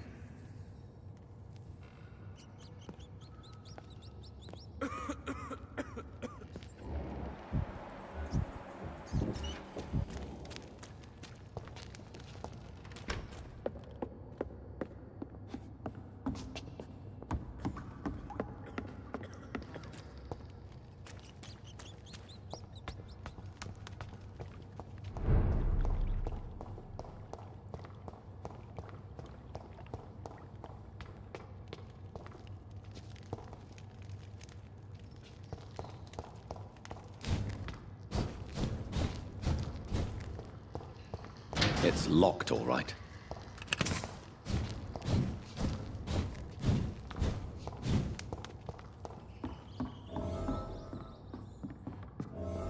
Are you all right, sir?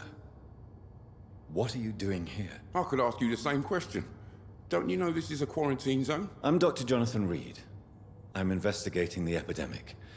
You had better get to a safe place while you still can. Oh, really? Well, go investigate somewhere else. And leave me be. I beg your pardon? I said, go.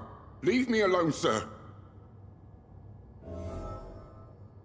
Sir, you have no idea what could happen to you if you stay here. Why don't you go home? For fuck's sake. Do I have to punch you in the face to make you disappear? Leave me be. It's my duty to insist. Death lurks everywhere. I must ask you to go back home. I'm safe here. Don't you get it? I'm better off risking the flu than catching a bullet. Am I clear enough? I see. Well, since you are obviously hiding from a threat, don't you have a safer place to go? Do you think I'm stupid? The Night Asylum, the Turquoise Turtle, even Miss Gillingham's attic. I tried them all. No, this is my only chance.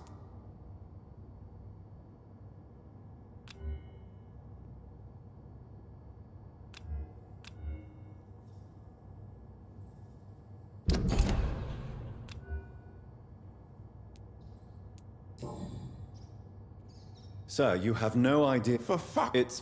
I.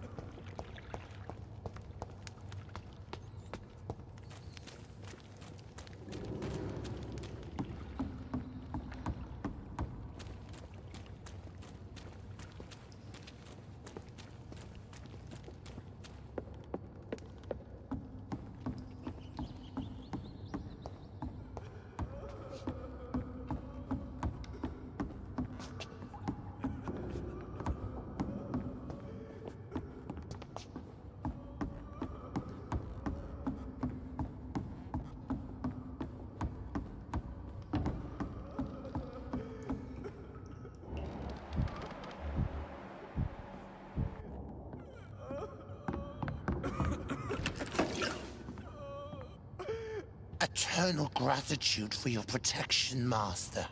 We're at your mercy. Will you end us?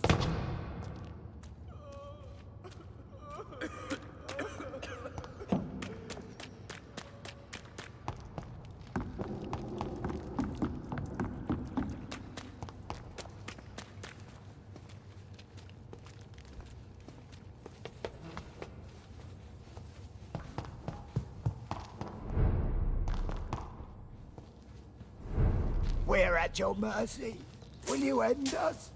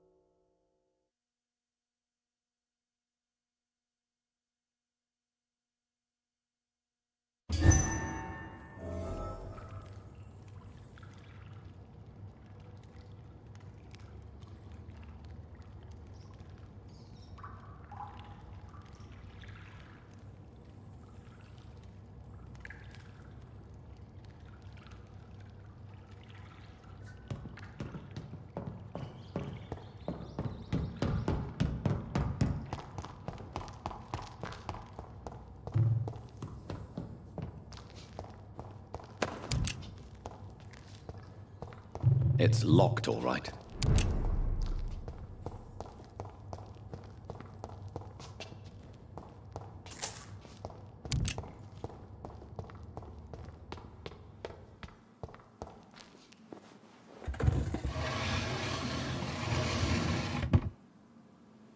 Welcome back, Dr. Reid.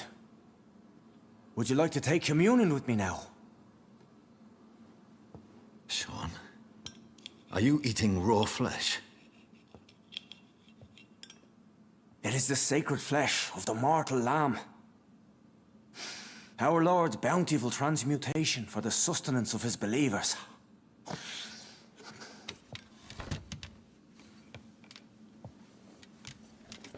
Thank you, Lord. I am your most humble servant.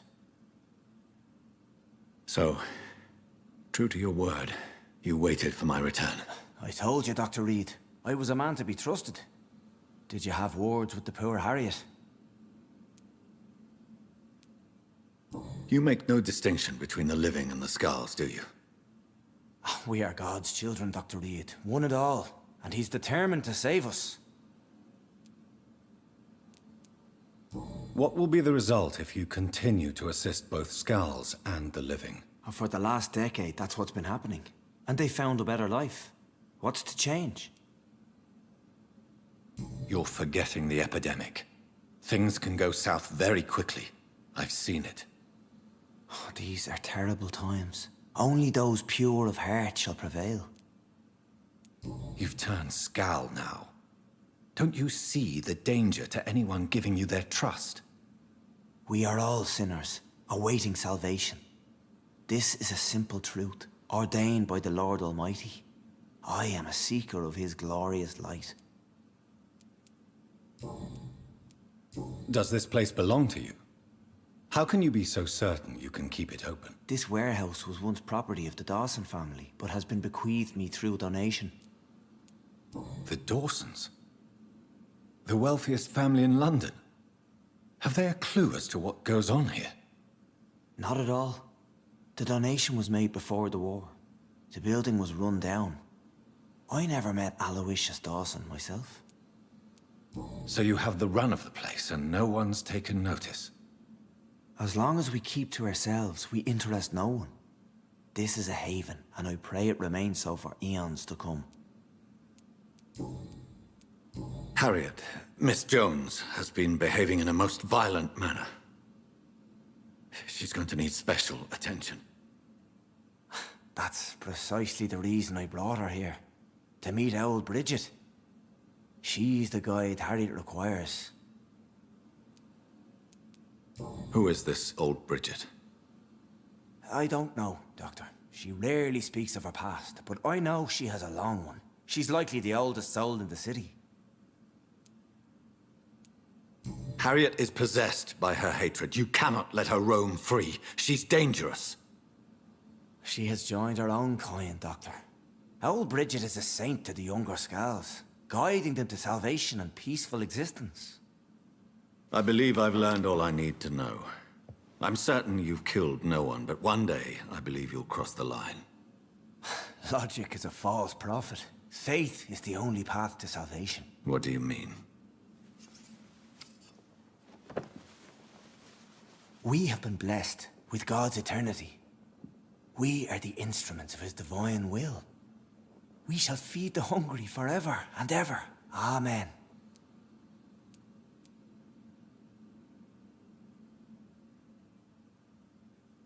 I will strive to emulate your merciful nature, Sean, but it's a difficult pledge to make. Give yourself over to God, Doctor. Expel your urges and kneel before the Lord in praise.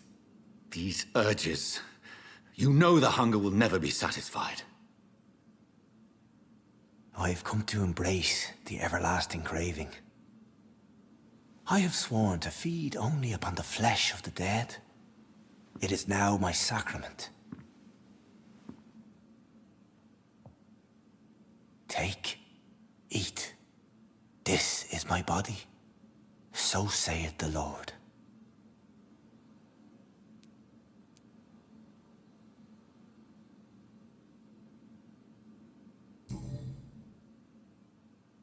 I believe you, Sean. In fact, I envy the peace you found, and will remember it. There is love and compassion in your heart. You only need to give it wings. Thank you for your kind words, Sean. Continue your noble efforts. You are a good man in bad times.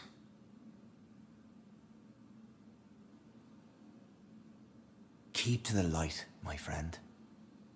Like all my flock, you have a home here. Anytime you're in the neighborhood.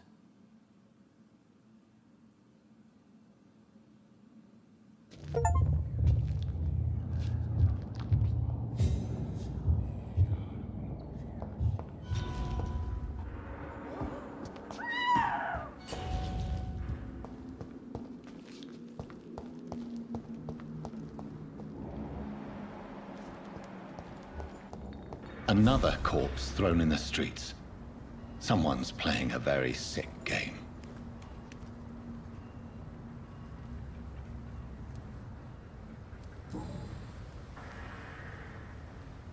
I know this brooch. This is my mother's. A birthday gift from father.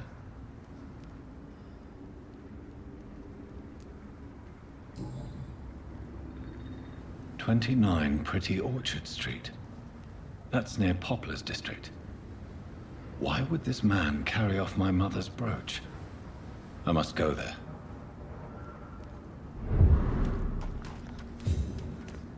Good evening, sir. Have you witnessed any suspicious activity or strange events recently? And what do you define as a strange event? More to the point, who are you? My name is Ichabod Throgmorton, vampire hunter extraordinaire and warden of the East End. A vampire hunter? Really? I know what you're thinking. I'm just another lunatic howling at the moon, but I'm not. The bloodsuckers exist, and they're close. Mr. Throgmorton, I'm Dr. Jonathan Reid. I'd like to hear more about these vampires you're hunting. A man of science? Well, I'll be glad to enlighten you. Did you see what happened to him? Actually, yes. He was thrown from the roof like a vulgar log. Why is it that you sound so afraid? You didn't see it. He was dead before he hit the ground. The strength required to do such a thing, well, it beggars belief. Who could have done that? Who? Well, a vampire, of course. Look, bite marks on the neck and lacerations here. There is definitely a vampire close by.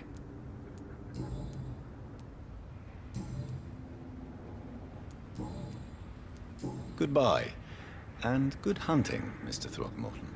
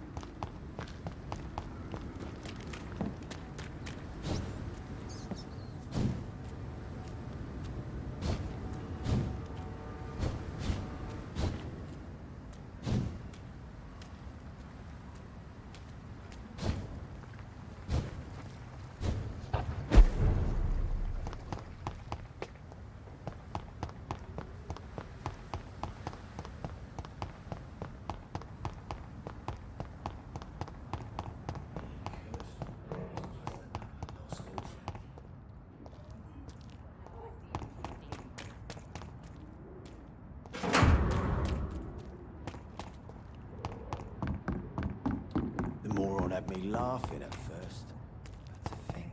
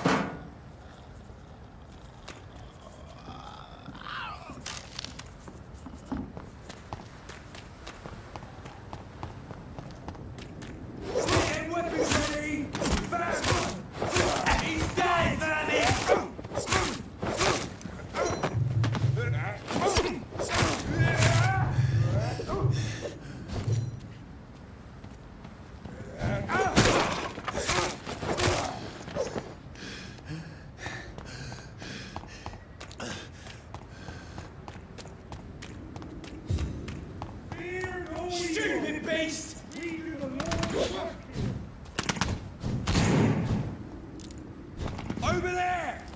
One of them vermin!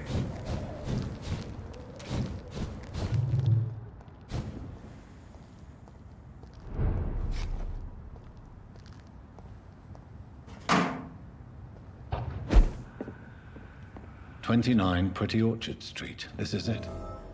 What's in there for me?" There's been a fight here.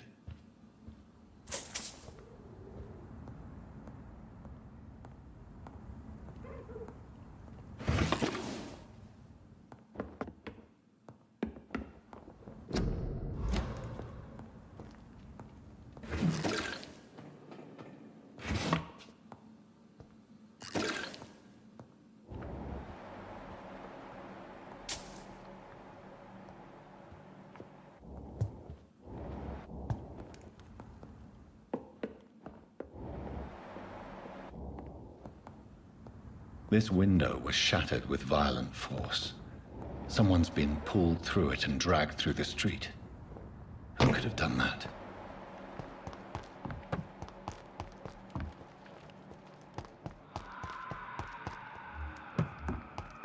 Go back home, idiot! See ya!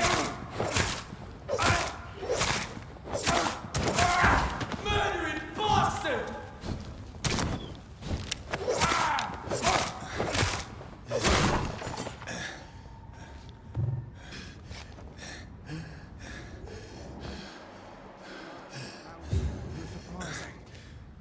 Occasionally, you make a good point.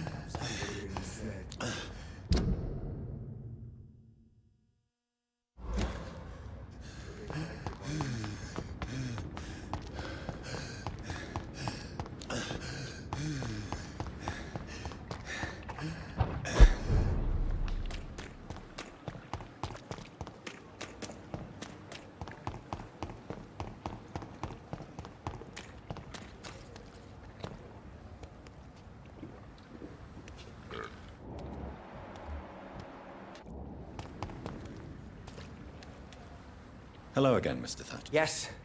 Do you need medical... Don't get me wrong. I'm certain you have your reasons.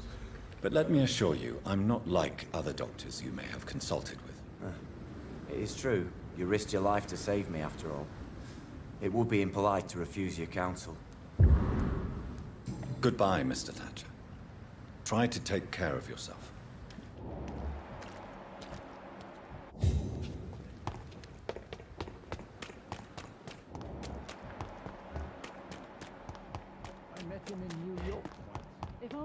More of us. Good evening, Milton. Good evening, Doctor. Still Do you need any medical help? I'm afraid... Our job brings us into contact with all kinds of infections, Milton. There's no shame in being ill while you're in a hospital. That's easy for you to say, Doctor. I get the feeling you don't fall sick often. Well, thanks anyway. Goodbye, Milton.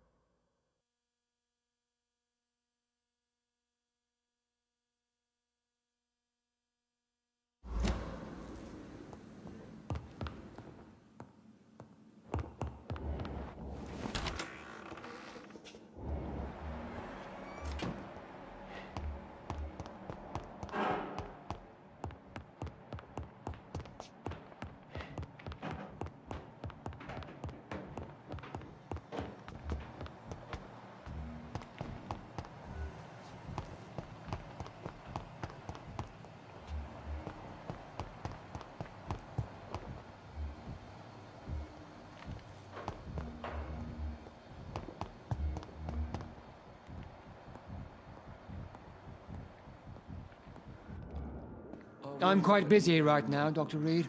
Do you need my assistance? Don't be ridiculous. Then you are lucky that I have taken the time to do so. Consider it a gesture of solidarity between professionals. I wish this hospital could have received as much attention from you, Dr. Reid. We do not see you in surgery very often. Thank you for your time. We'll talk later.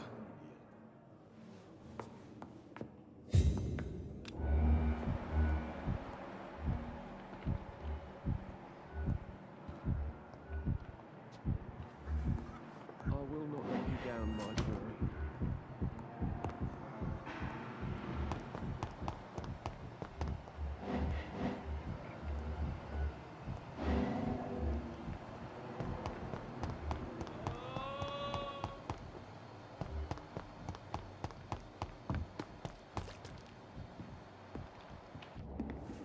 Good evening. Good evening. Do you require... I will be... Nurse, you won't be able to help people if you're... I'll try. Goodbye, nurse.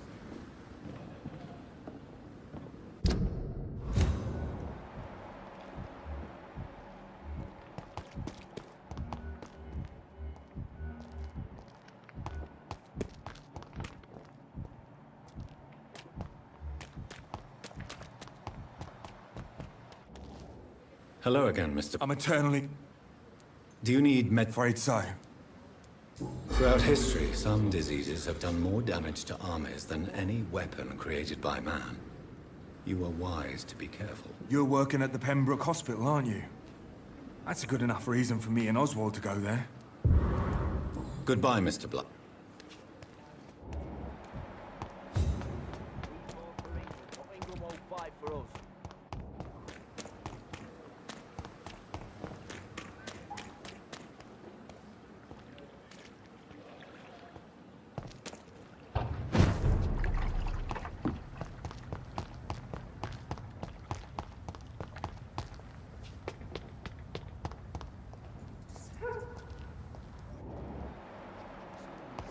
To let her expire and be found here. You're surprising.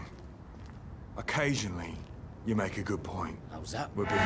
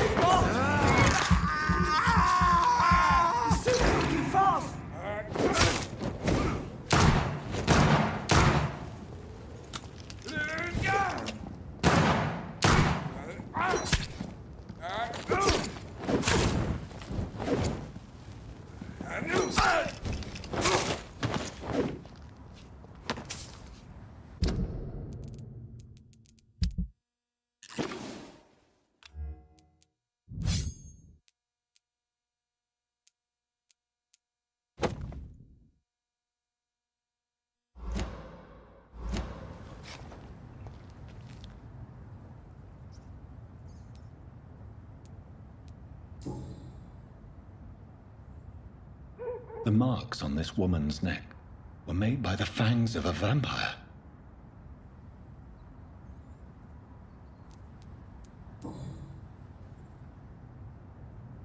This is the very flower my mother tossed on Mary's coffin. Someone is targeting my family.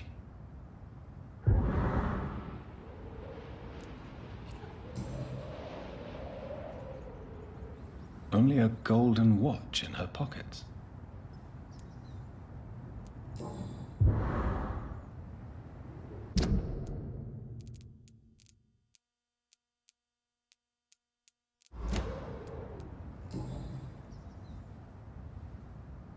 Her shoes and clothes are quite worn out.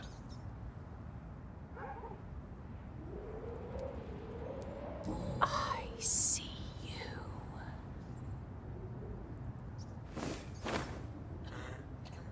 Right then. It's a sick game. But given no choice in the matter, I might as well win it.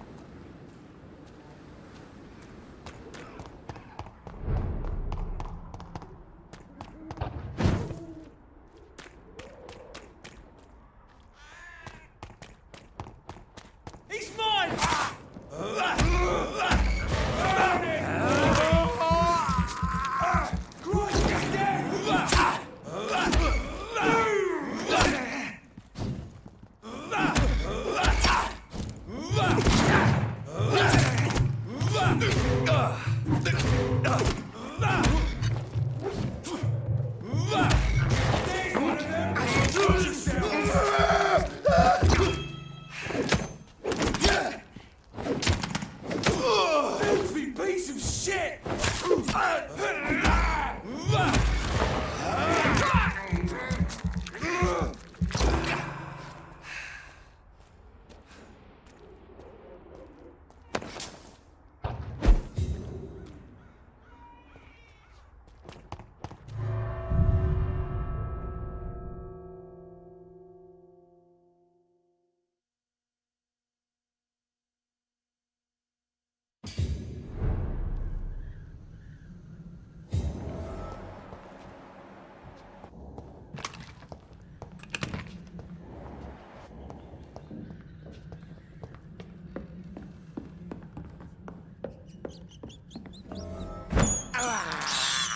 I have this first.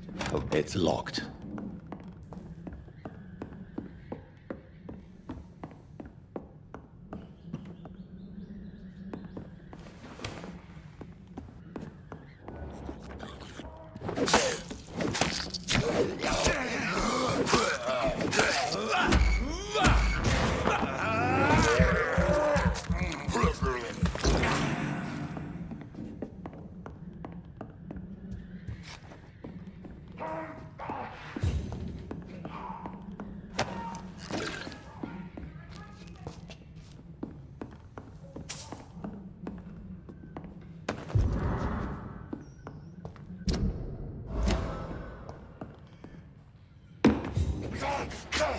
Get away from me! Don't touch me!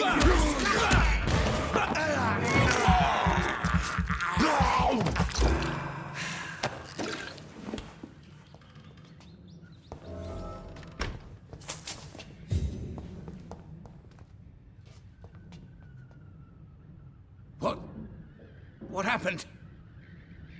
Who are you? It's all right, sir. You're safe now. Oh, a fellow Englishman. Thank you, sir. For a moment, I thought those bloody heathens had killed me. What are you doing here? This place is not safe. Yeah, it's a cesspool, but it's mine. I came to collect some overdue rent, but those who still live here have gone completely bonkers. You're very lucky to be alive. Yeah, filthy immigrants. Fucking savages, every one of them. And now with this bloody fever, they're just animals. You can find safety of sorts in Whitechapel. If you're quick and cautious, you'll be able to avoid the savages.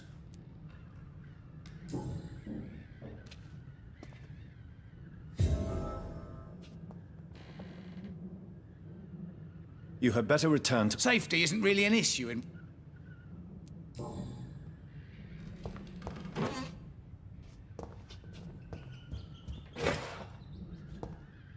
This is Braille. I need someone who can read this.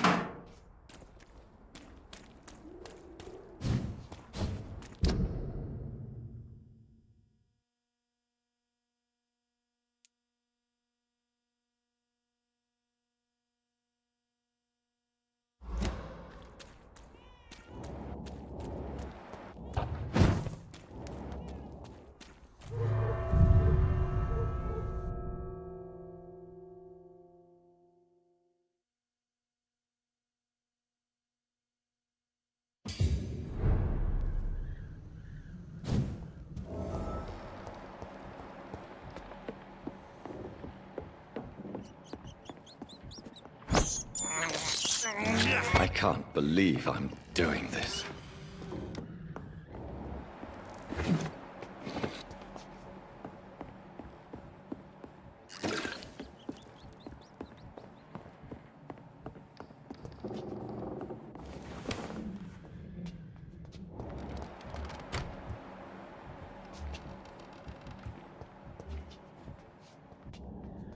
You had better return to Whitechapel. Safety isn't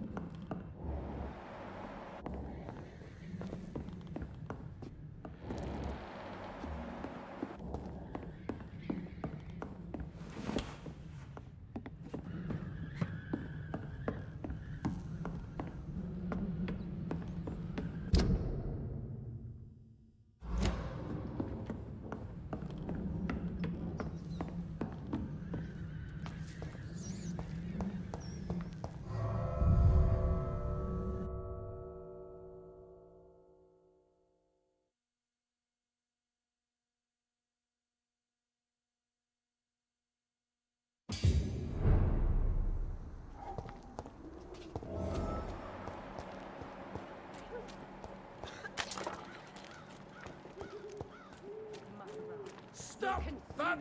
It's locked, all right.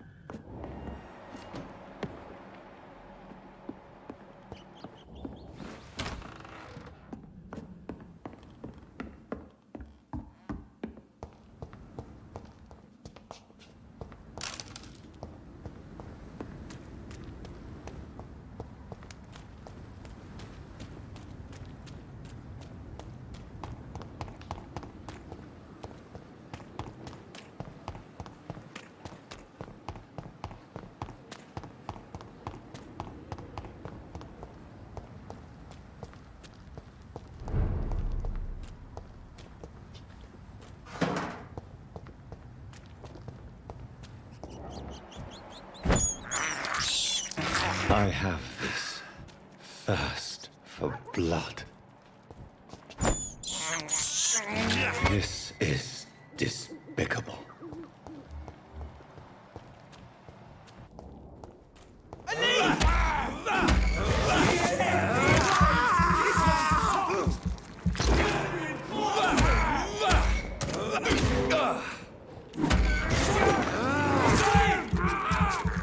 Oh my god!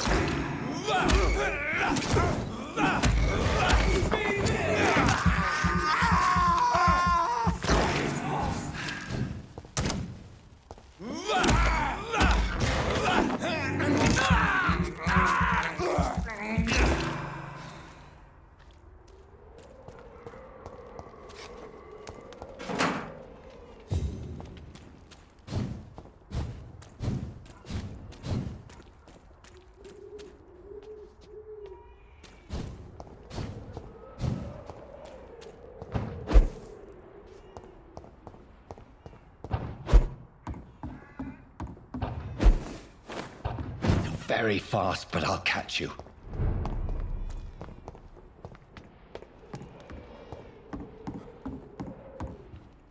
Jonathan! What was that?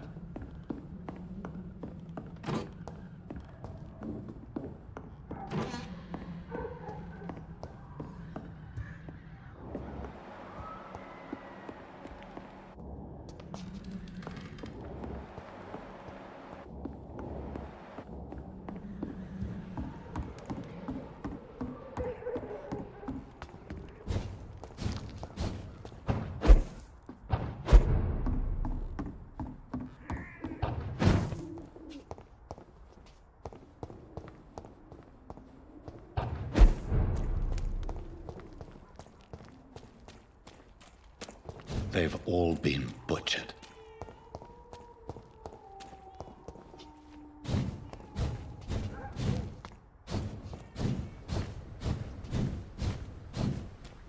I can still sense a presence.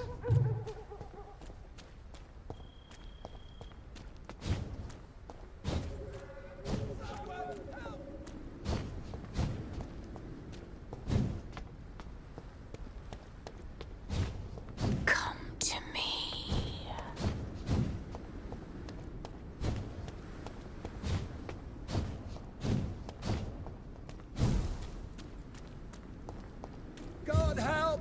Please help! You! What have you done? Vicar Larrabee, what happened? Demon! Hell's scourge! Son of perdition! Vicar! Jonathan is no demon. He's just a loving son, returned from the dead. Like your Christ, Vicar. Mary, it has been you all along. Oh, it's me, all right. Precious brother. Why did you lure me here? I'm gathering the family. For a final reunion. All smiling, all dead.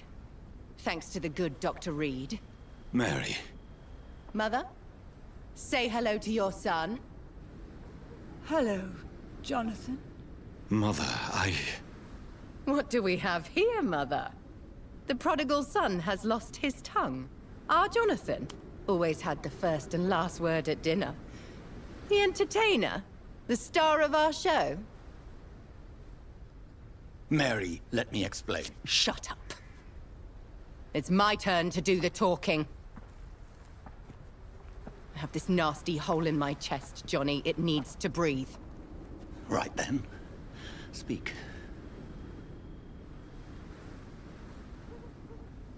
My prayers went so long without an answer. My husband, killed in France. My child, carried away by the flu. My brother, promising to return in his letters, then disappearing in thin air. I went from hospital to hospital, cemetery to cemetery, grave to grave.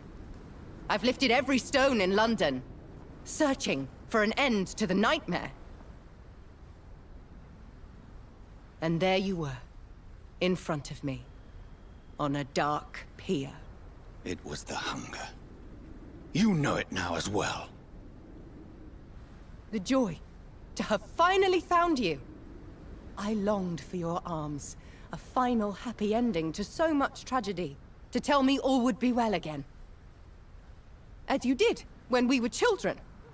It was this filthy dock where you greeted your sister. I dug a tunnel from my grave with my fingers and teeth.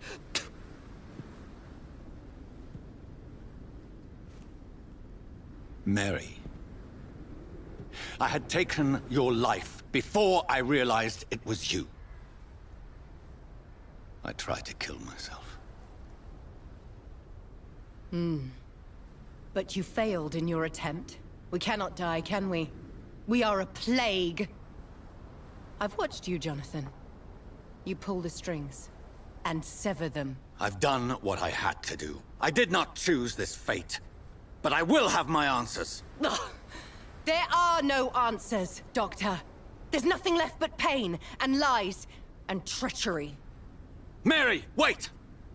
Time to go, Mother. Give my regards to my son. No! No! No! Oh. Oh. Oh.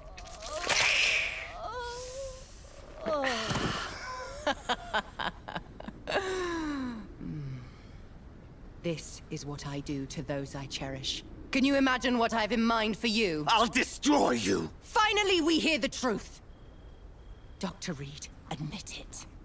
You're a monster who takes joy in killing, who relishes the chase, the secrecy of it all. I'm still a scientist. I shall find a cure for this madness. You lie to yourself. Confess your sins. Over the slaughtered corpse of our mother! Are those tears, brother dear? Your heart still bleeds with emotion. My dead heart has dried. You are mad. Oh, so that's what I am, Doctor. Mad? I was beginning to wonder. I've been hearing voices, one in particular. That of my dead brother. This is the reason I must kill you. Not for your betrayal. Not for our poisonous kiss. Not even for the lies you tell yourself. No. It's so that smooth and wicked voice will stop ringing in my head! I cannot let you kill again, Mary.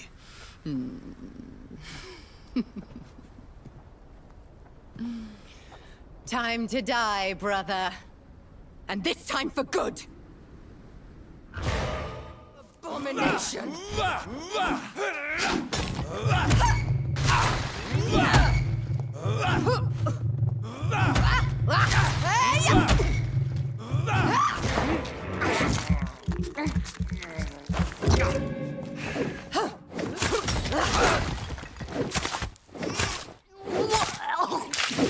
Kiss me again. You killed... You burned away Nurse Crane's mind. You're a monster!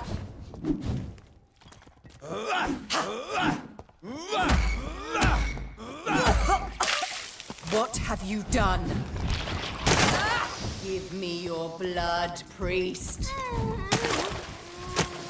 Kinslayer!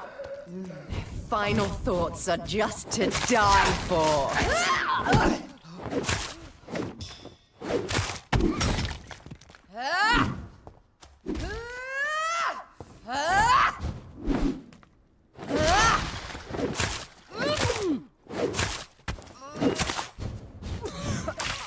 Rest in peace, monster.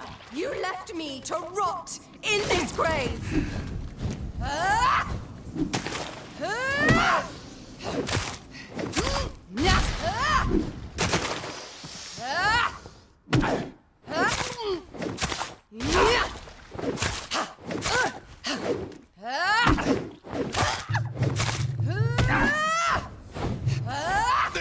Assassin!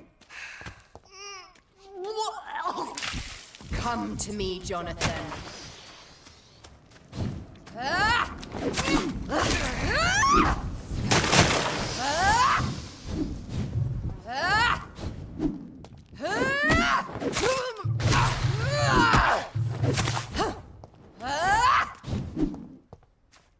You left me to rot.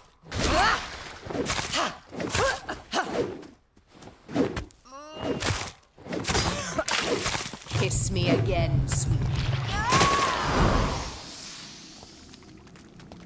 Because you spared Sean Hampton, don't expect...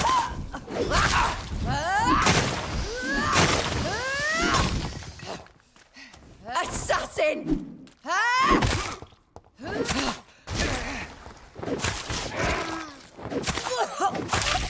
What have you...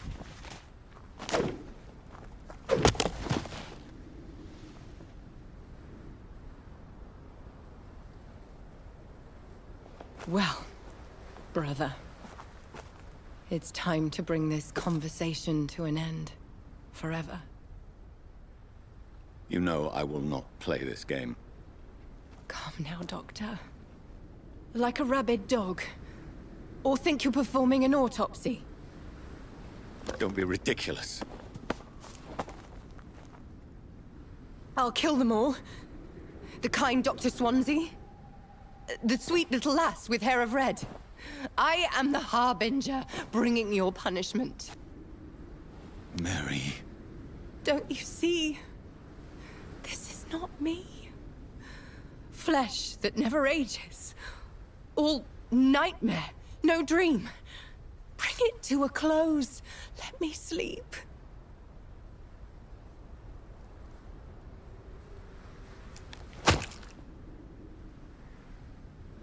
I will find a cure, Mary.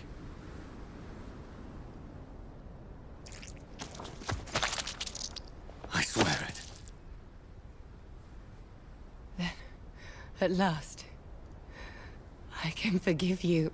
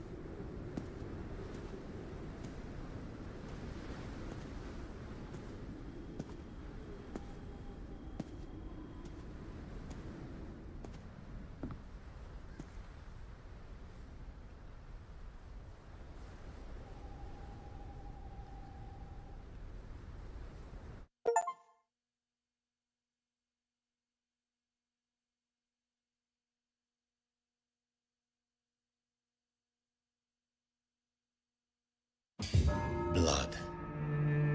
As I shed one last red tear for my fallen sister, I realize the entire world now revolves around this singular word. The epidemic that has stricken London is not the Spanish flu. It is transmitted through the blood, via violent biting, turning survivors into frenzied immortals. I am Dr. Jonathan Reid.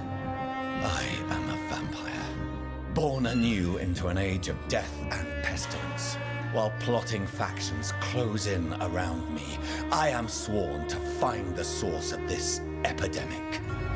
I am convinced greater perils are still to come. I know the answers I seek are hiding in our blood.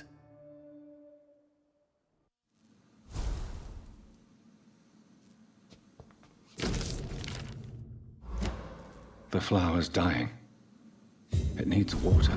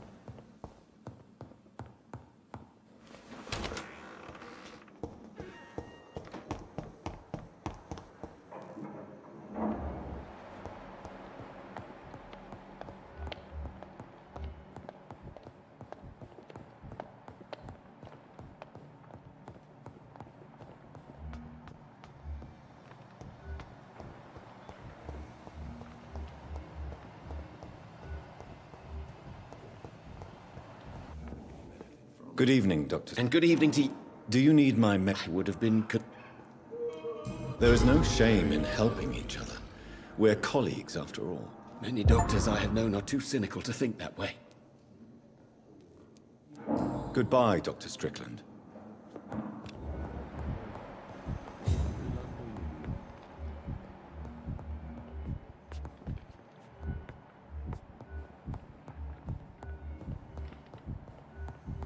With you at our side, Dr. Reid, I know that Pembroke will prevail and survive.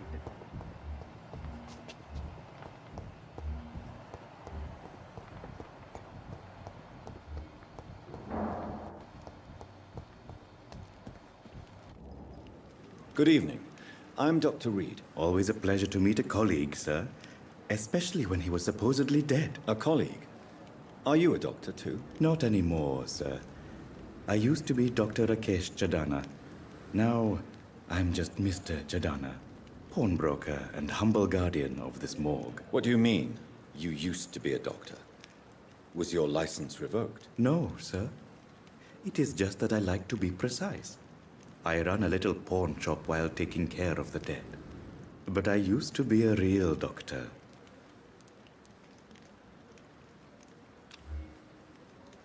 Do you need medical attention? Well, Don't take too many risks with your health, Mr. Chidana.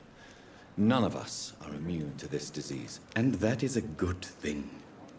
Death and disease is a constant reminder of our mortality. But you have my thanks, Dr. Reid. Please show. Of course.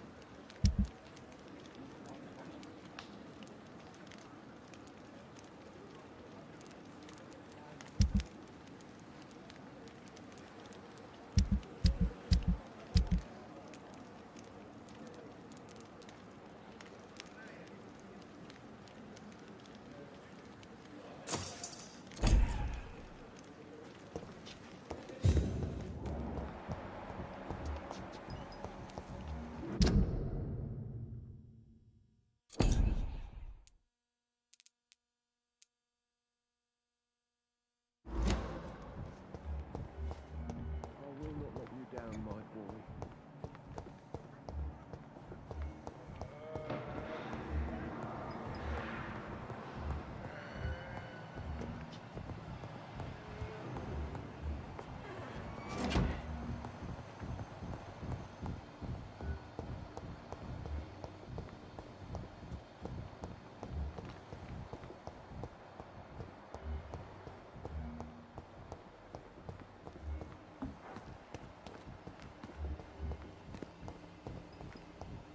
Perhaps I should have considered the offer from that... Good evening, Dr. Tippett. Dr. Reid. Do you need any medical assistance yourself, Doctor? Yes, indeed. But don't worry, I am perfectly capable of taking care of myself. I will see you.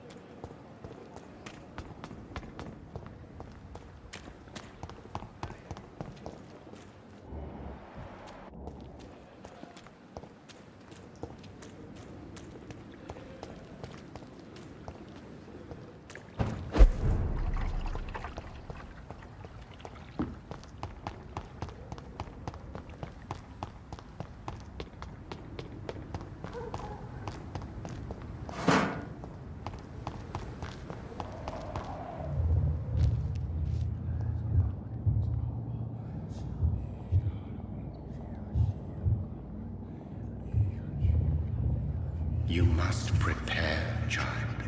For the earth is bleeding and the harvest is upon us. Stay away! Whoever you are! This is no time for petty quarrels, my champion. Can you not hear? The famished queen has awoken.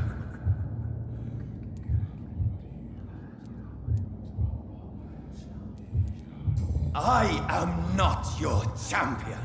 But of course you are, son. As surely as you are the blood of my blood. I had to kill Mary.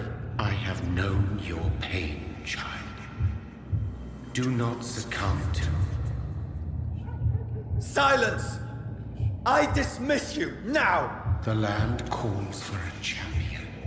All and everyone needs you. Silence! I'm tired of all these puppet shows.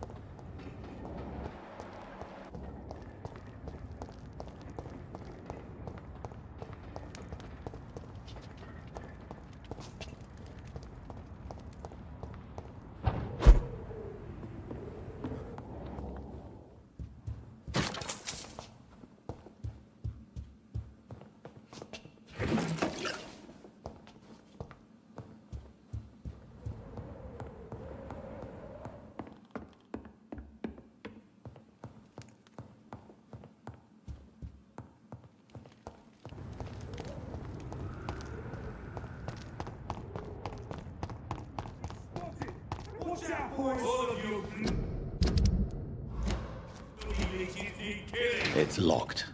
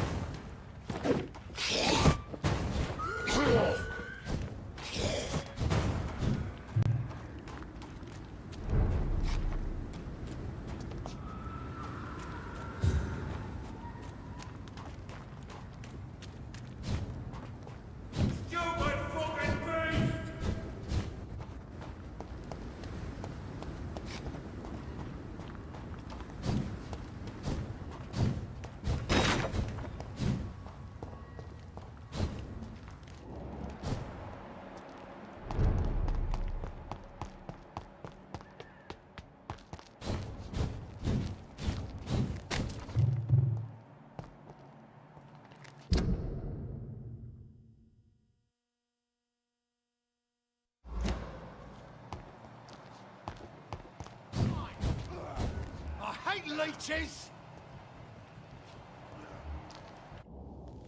I cannot enter. Leeches, you kid! Filthy fucking beast!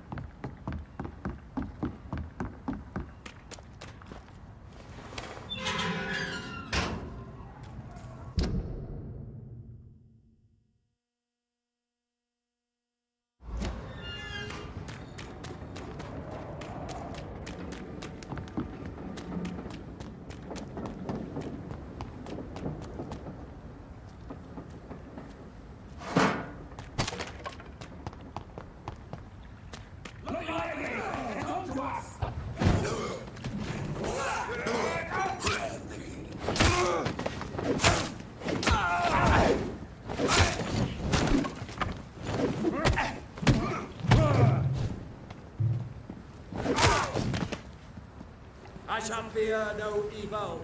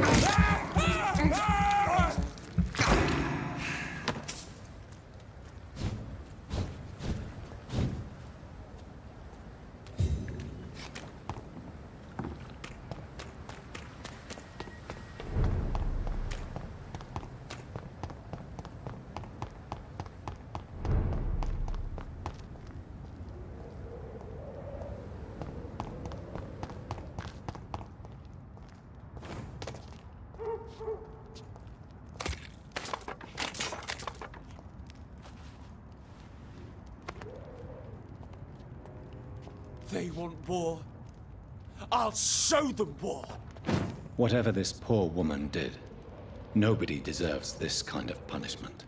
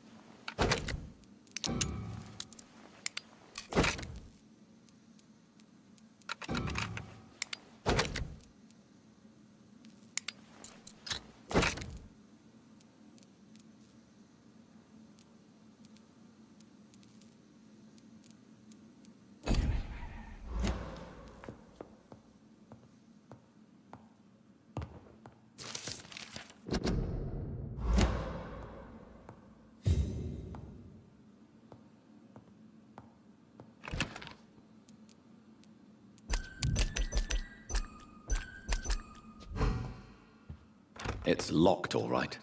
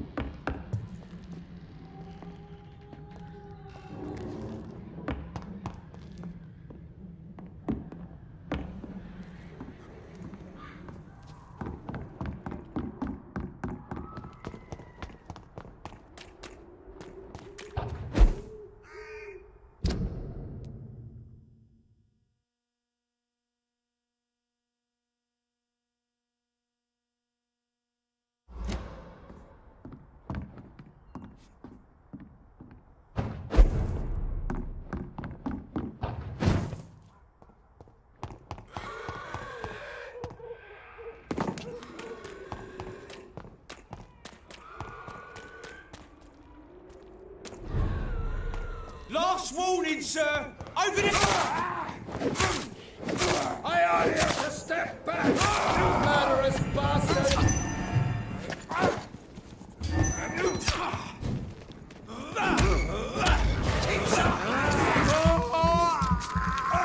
Oh my God!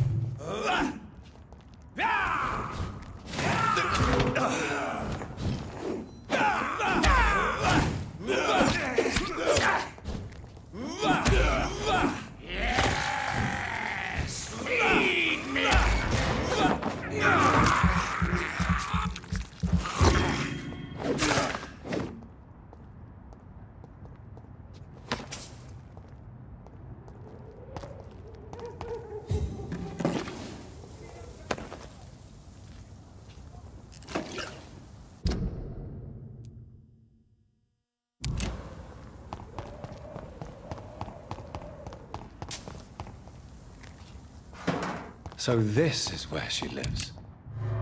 What a splendid house.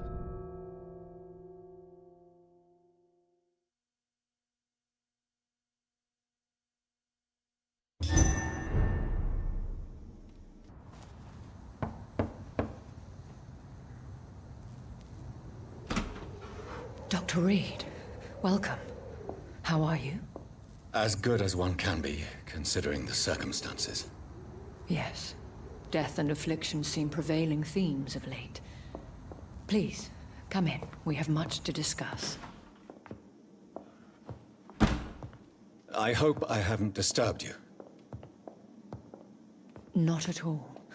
Actually, I was counting on you visiting me tonight. How strange, this painting.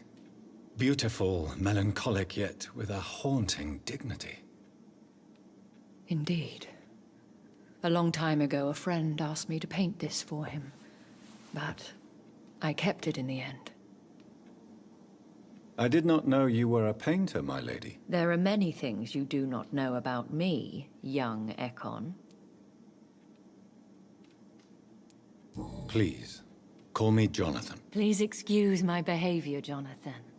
I tend to tease my friends when uneasy. What is bothering you, my lady? Your letter was quite alarming. We will talk about this in a few minutes. For now, I would like you to tell me about yourself. How have you been since we last met, my friend? My sister Mary. She was made a vampire in the same way I was. She was the one killing all those people everywhere I went. Vengeance is a powerful force for those betrayed. Made vampire through careless error. Victims by surprise. I swear I did not intend that. If only I had known then how vampires are created. That is the scientist speaking. In truth, most of us do not know how it really works. Personally, I make sure my prey will not return to haunt me. What do you mean? I am merciless, Jonathan. I only feed on the dying, and I make sure they are dead before leaving their remains. In the end, she implored me to put an end to her misery. But still, I felt I had taken her life twice. I am so sorry for my accidental cruelty. Had I known your dear Mary was still alive, I would never have sent you to pray for her soul in that church. There is no need to apologize, my lady. Your words have been most helpful in these difficult times. Thank you, my friend. If only we could have guided your poor sister through her terrible nightmare. I came to the conclusion that my maker, whoever he might be, must be a powerful vampire. Certainly extremely old. How have you reached this conclusion? He is the only immortal I've seen appear in an ethereal form. His voice, his words seemed ancient. It was disturbing. I am afraid you are right. The simple fact that your blood made Mary such a strong Ekon proves that you must be of ancient lineage. I felt this power, radiating like an aura every time he appeared. Most ancestral vampires of England were killed by the Guard of Priwen half a century ago. I wonder who your maker could be. You have no idea who he could be? Some of the ancient ones fled England. Some may still be in hiding. All I know is you, my friend, are a pawn in some secret and obscure game of chess. I think I should ask the questions, your ladyship. After all, it was you who invited me to settle this most urgent of matters. Fair enough, Jonathan. The situation is critical. We do not have the luxury for etiquette. Please do not misunderstand me.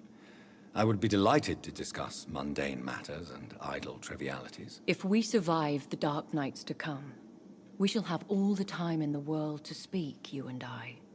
For now, please follow me, Jonathan. I must say, Your house is exquisite.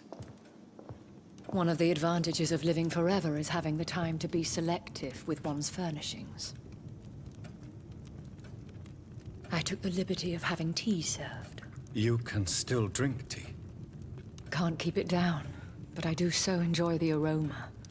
Let us toast to make-believe. And of course, to your health, Jonathan. And to yours, my lady.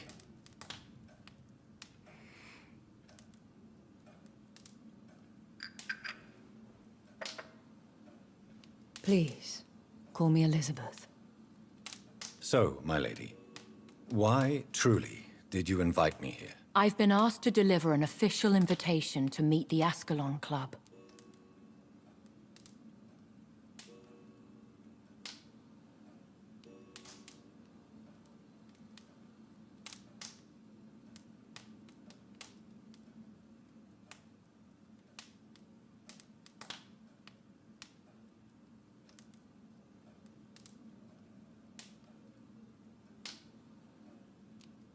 Who are they?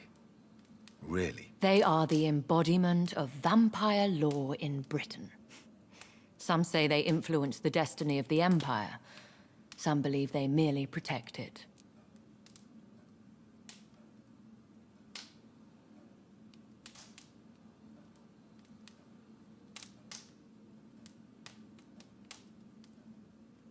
How many are they? Only a small number of powerful and deceitful immortals. All of them entangled in a sticky web of shadow cabinets, influencing trade.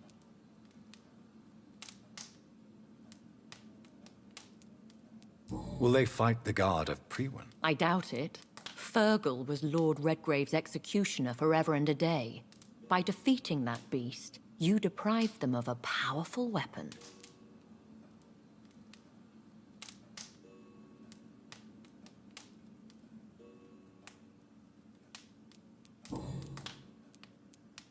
Why use you to contact me? Because they know we are close.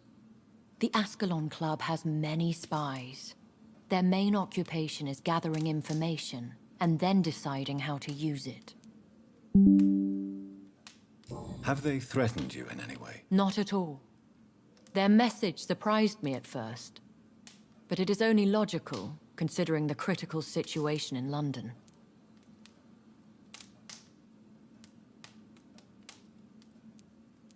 Why not ask for your help? Since you are obviously a powerful and influential immortal yourself. You have to understand that I am invisible to the eyes of Ascalon, for I am a woman. That suits me well, as long as they leave me alone.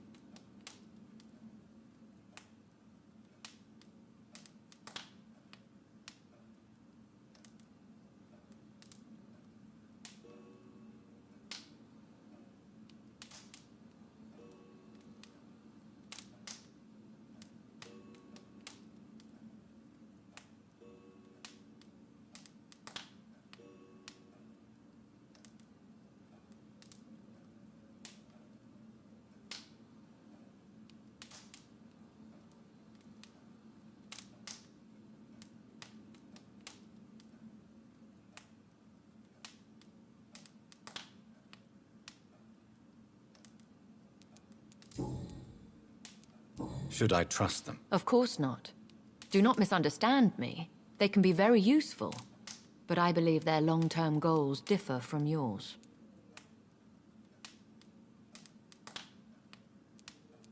Why meet them then? Because nothing truly important can be achieved in this city without their consent. They could be powerful allies in this current situation.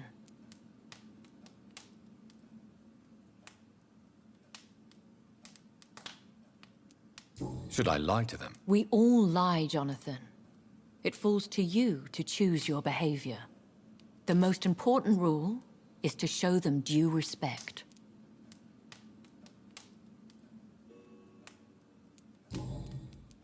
They have done nothing but impede my investigations since I became known to them.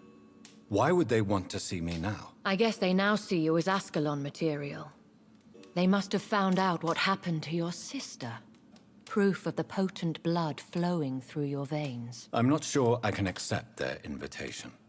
I have seen their handiwork. How Fergal the Beast imposed the club's law. You have no choice, Jonathan. Even I would not openly defy Lord Redgrave, the chairman of the Ascalon Club. What can you tell me about Lord Redgrave? Who is he? Lord Redgrave is the founder and chairman of the Ascalon Club. Most mortals know him as the Earl of Bristol. He is rich and extremely influential.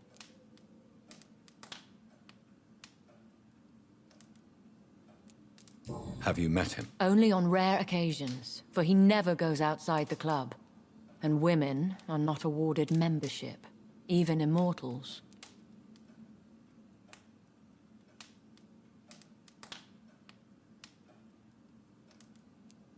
How old is he? How long has he been a vampire? Lord Redgrave claims to be the progeny of William Marshall, the most valiant knight who ever lived. If that is true, he could be very old.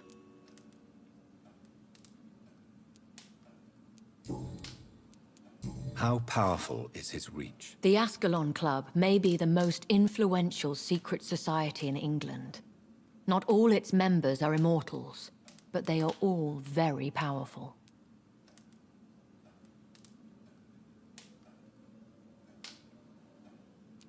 They are not all immortals. How is that? The club is mainly comprised of political figures who seek the safety and expansion of the Empire. The most loyal are awarded immortality.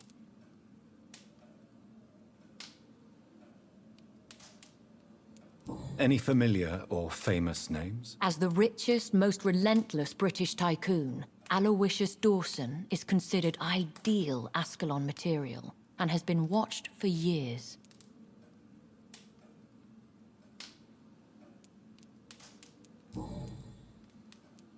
If you are convinced I must meet him, I will heed your advice. Thank you, Jonathan.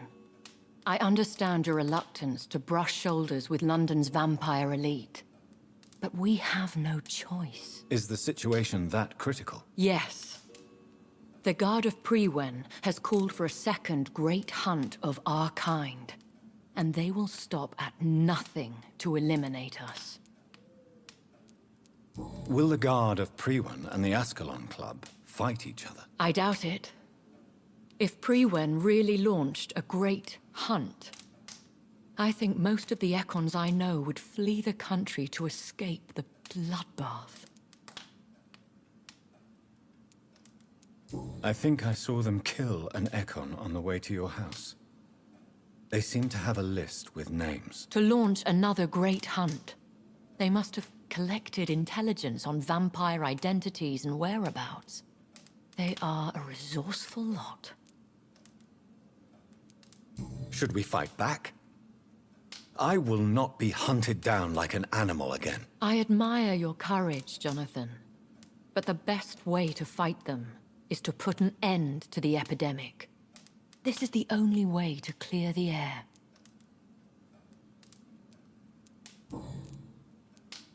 What is a great hunt? The first great hunt was launched about 75 years ago. In just a few nights, the Guard of Prewen located and destroyed most of the old British vampires. Why start a second one? Priwen has always seen us immortals as a threat to mankind. My guess is they suspect one or more of us is the cause of the epidemic. How did you survive the first hunt? I fled, Jonathan. Like most vampires who survived that slaughter. And I secretly came back when I was sure they had lost my trail. You should flee then. Leave London, the country even. I have seen the Guard in action. They are merciless. Your concern warms my heart, Jonathan. But fear not. If the situation gets too dangerous, I shall retreat to my secret Scottish manor. I could hide you in my luggage, if you wish. Thank you for the offer. I shall keep it in mind, but I have much to do here. There is a question I must ask you. Could Lord Redgrave be my maker? I doubt it. If Lord Redgrave had made you his progeny, he would not have seemed so surprised when you demonstrated the strength of your lineage. What is the plan? The plan is we both try to save this city, you and I. Go to Ascalon, accept their proposition, and use their influence to promote your agenda. How can I save London? The epidemic is the priority. You must find its origin and put an end to it. This is the best way to solve the crisis. What will you do? I still have contacts and old friends in this town. I shall make some inquiries and attempt to learn more of the situation. We need clarity. Will I ever discover the identity of my maker? Maybe not, Jonathan. We know for sure you were made by a powerful vampire, but most of those fled England long ago. Please forgive my bluntness, but I have to ask. Was it you? Did you make me? Oh, Jonathan. I know you shall always have a gnawing doubt about who made you an immortal, but I swear, I had nothing to do with it.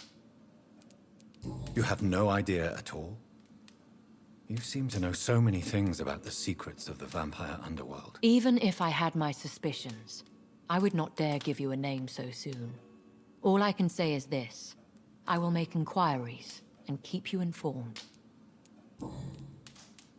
One day soon, I will have to find the answer to this mystery. And I shall help you in your research, I promise.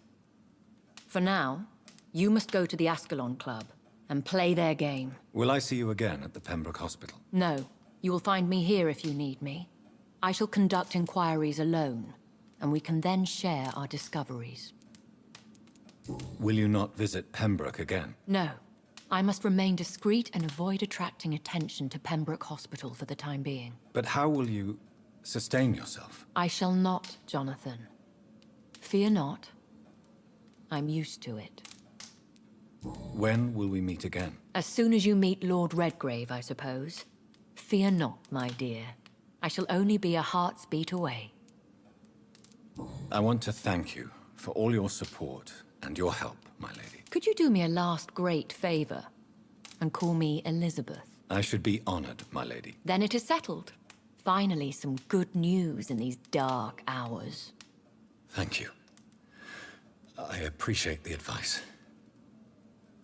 I had best prepare myself to meet this Lord Redgrave now. How thrilling to meet the Earl of Bristol in the flesh, so to speak. Something tells me you're not very keen on the man. Don't get me wrong. The gentlemen of the Ascalon Club are honorable, but their attitude and opinions are somewhat antiquated. I see. As long as they deny access to female applicants, I will leave them to their antediluvian considerations as to the natural order of things.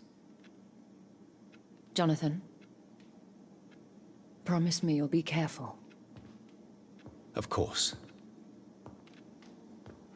But why the fear in your voice? Look at me, Jonathan. I am. I mean, really look at me, young Ekon.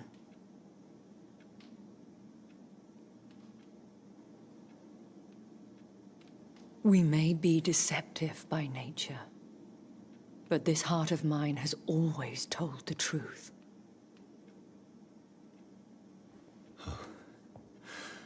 Elizabeth. Go, my friend. But come back to me soon.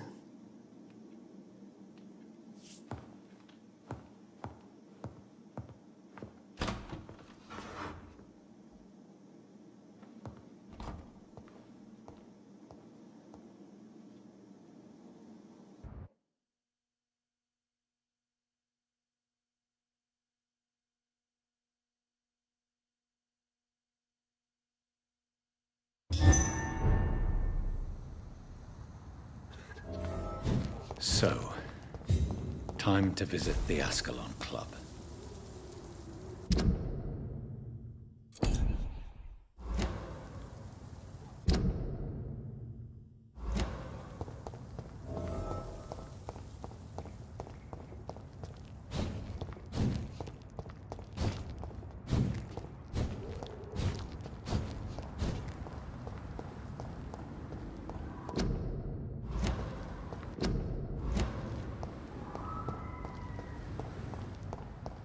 It's locked.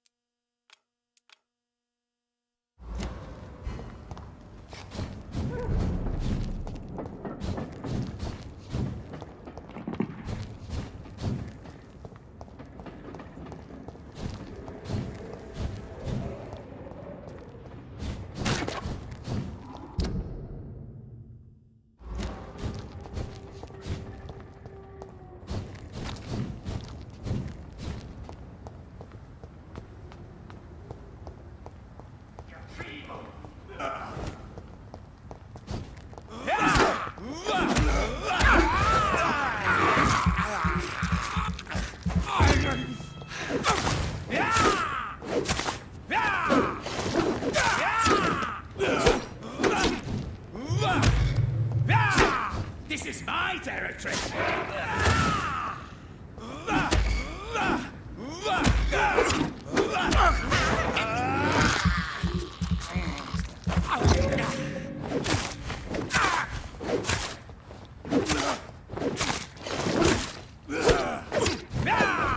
Stupid newborn!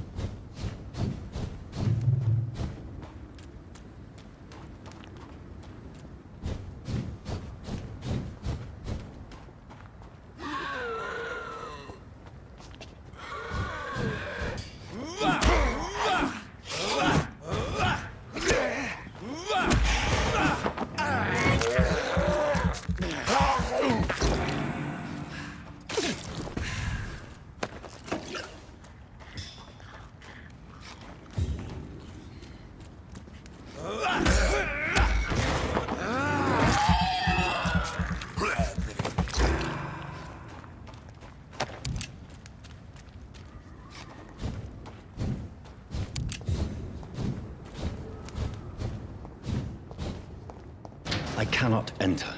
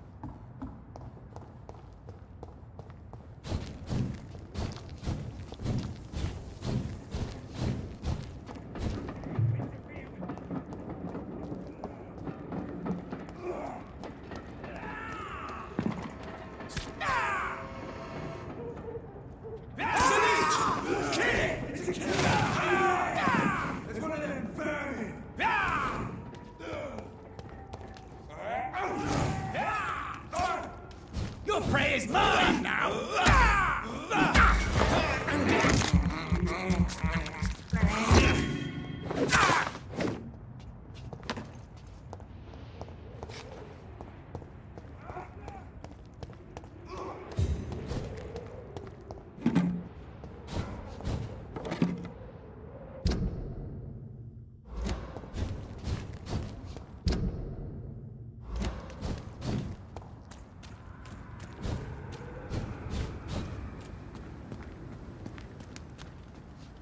It's locked, all right.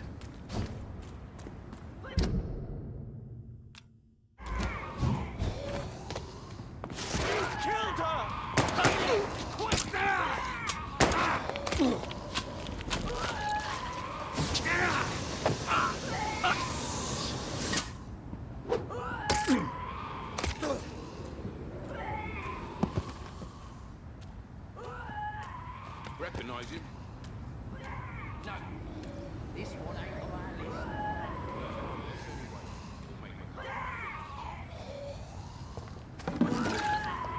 That was the vampire I saw earlier. This war takes no prisoners.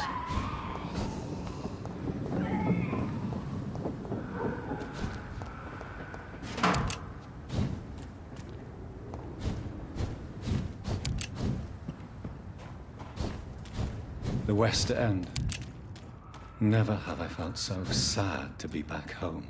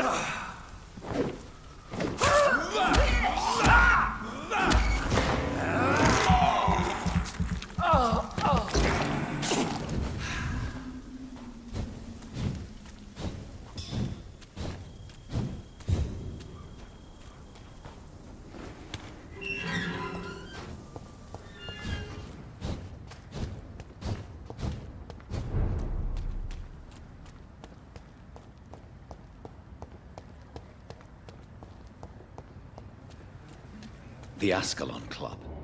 The heart of British vampire society. Not quite. Good evening, miss. Oh my god, no. Please, Mr. Vampire, don't kill me. Please, no. I'm too young to die. I still have so much to offer this world. Wait, no.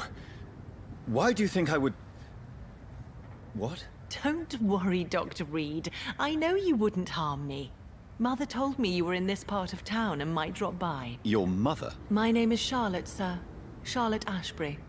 My mother taught me long ago how to recognize the signs that betray a vampire. I understand she also taught you how to tease and gently mock innocent young Ekons. It's a pleasure to meet you, Miss Charlotte. What do you think about this part of town? I was raised here, and I suppose it feels like home. You grew up in this part of town too, did you not? Yes, I was born a few streets away. A small world, is it not? Did you ever imagine that my mother was your neighbor all that time? That you could have met her in a dark alley at night? You won't trick me twice, young lady. We both know Lady Ashbury never hunts or attacks prey at random. Come on, Doctor. Don't tell me you never thought about that possibility. Her fangs on your neck. Oh, are you blushing, Dr. Reid? Is there something that's bothering you? Too much selfishness and individualism for my taste. Even when there was no epidemic. Even if that's partly true, may I remind you that many charitable institutions are financed by the selfish and filthy rich. I suppose you're right. But society must reform and renew itself, or we are all done for. What are you doing out here? You mean, what do I do outside at night, since I am a woman? Let me ask you a question, sir. Would you ask the same question of a man? Actually, yes. I ask the same question to everyone who dares to go outside at night, considering the risks. Well, if you must know, I campaign for the right to vote for all women. Why should I wait to the age of 30 years when men can vote at 21? Are you a suffragette, then? Oh, you really are Elizabeth's girl. Without a doubt. All adult women have the right to vote in the US, in New Zealand, and in Australia. But women here can't vote unless they are property owners. No need to convince me, Miss Charlotte. I have shared your opinion for a long time. Even before I met Emmeline Pankhurst. Really? Oh. Now I see why my mother appreciates you so much. Too bad there aren't more men like you in the vicinity. How are the locals reacting to your claims? People here can't wait for a wall to be built to isolate the West End from the rest of town. That's how progressive they are. If this happens, Emily and I will blow it up. Explosives are very dangerous, young lady. And who is this Emily? She is my best friend, and a suffragette too. She was supposed to campaign with me tonight, but hasn't turned up. Have you any reason to be worried about her? Recently, Emily started to believe in... well, she got interested in vampires. I'm afraid she might be in trouble. Let me guess. You spoke to her about us, didn't you? Despite your mother's warning. I think I should try to find your friend. Oh, that would be top-notch. I can tell you where she might have gone. You have my thanks, Dr. Reid. And please, don't tell my mother. Tell me about your adoption. What do you want to know? Who are your real parents? Elizabeth Ashbury is my real mother. She raised me and has taken care of me all my life. I have no idea who my progenitors are or were. Do you live with her? I still spend a lot of time in my mother's mansion, but I have my own house now. I have a life to live, you see. And one day, I'll have my death to face. How did you meet Lady Ashbury? First, I was an orphan in the institution for girls she manages in the West End. When I was 10, she adopted me, and I have lived with her ever since. Did you know she was a vampire when she picked you? The correct word is Ekon, Doctor. And no, I had no idea why my mother only showed up at night. She told me everything when I turned 16. though I suspected the truth for a long time before that.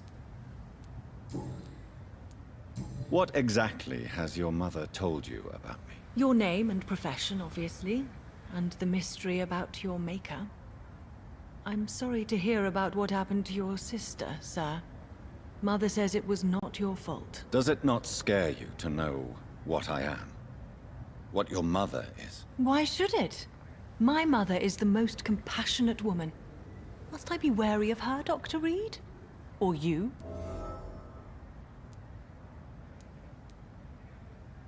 Yes, you should. I killed my own sister because of the hunger. There comes a time when a mortal is only seen as blood by a vampire. Whatever the bonds between them. You can't be Wait. Good one, Dr. Reid. You almost got me. Glad you found it amusing. But do keep my warning in mind. I will, Dr. Reid. Thank you for your honesty. I appreciate it. Do you know why Lady Ashbury chose you to become her daughter? No, I don't. Each time I ask her that question, she smiles and says it's precisely because I dare to ask such questions. Do you ever regret that she chose you? Of course not. Though I often wonder if she adopted others before me. If so, where are they buried? How is it for them to pass through life with a never-aging mother?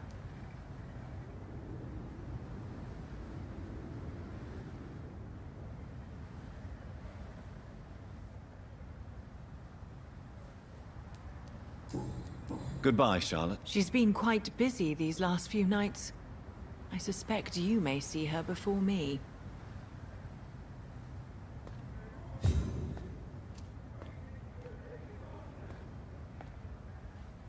Breaking news. Whoa. Duracell, the official burger?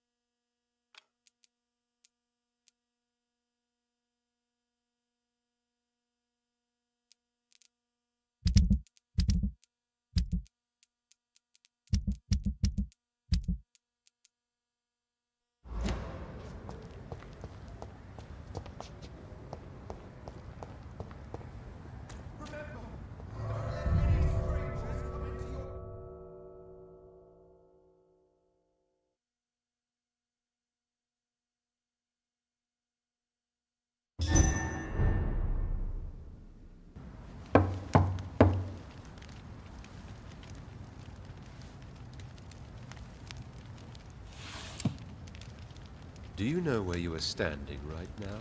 In front of the Ascalon Club, I presume. The Ascalon Club only summons or ostracizes. What is your business tonight? I received an invitation. I'm Dr. Jonathan Reid.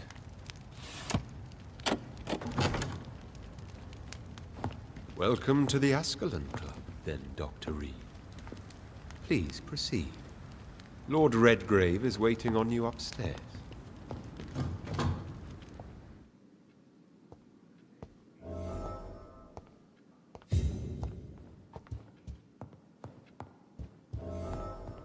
There has been quite a battle here.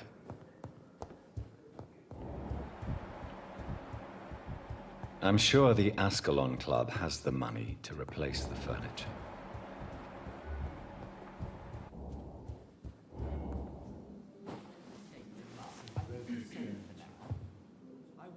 Good evening. We repel the intruders for now.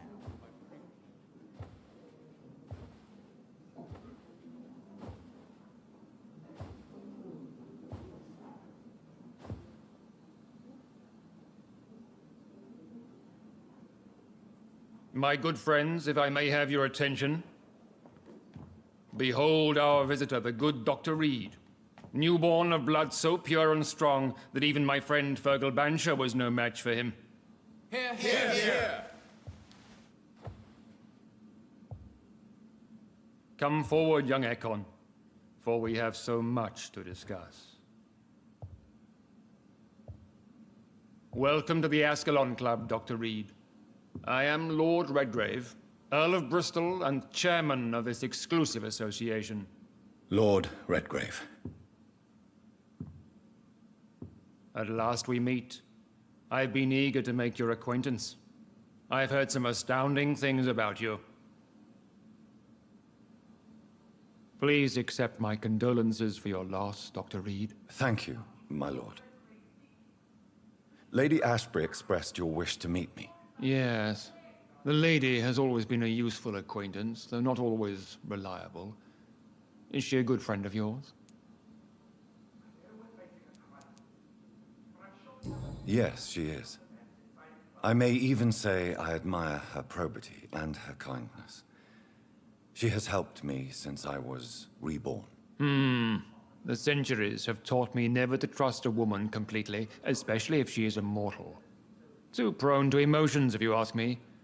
Too fickle when it comes to important decisions. My lord, do not expect me to speak ill of Lady Ashbury. Of course not, and I praise your loyalty. Would you offer the same fidelity to the Empire? What do you mean? I speak of the Skull Plague that threatens London and the country. You have been on the front line in the East End, but the time has come to open up a second front here. The epidemic has escaped the quarantine.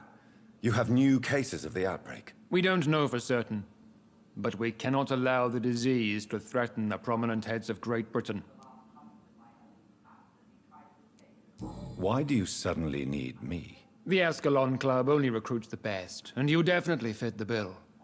Your scientific and medical reputation alone would qualify you as a candidate. You want me to find possible sources of the outbreak in the West End.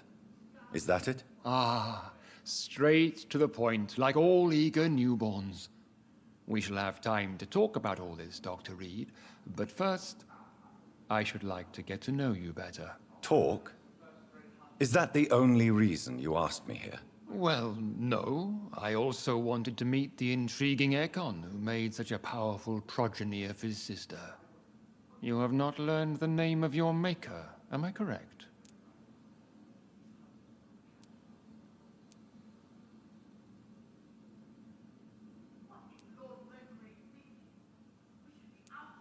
How dare you speak so flippantly of my family? Have no embarrassment, Dr. Reid. We all make mistakes.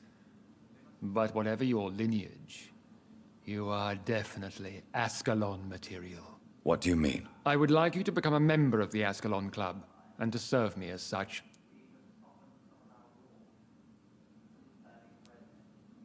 Before I accept, I have so many questions. Please ask. What does it mean to be a member of the Ascalon Club? It means that you swear to protect the interests of the Crown, that you become a loyal servant of the British Empire.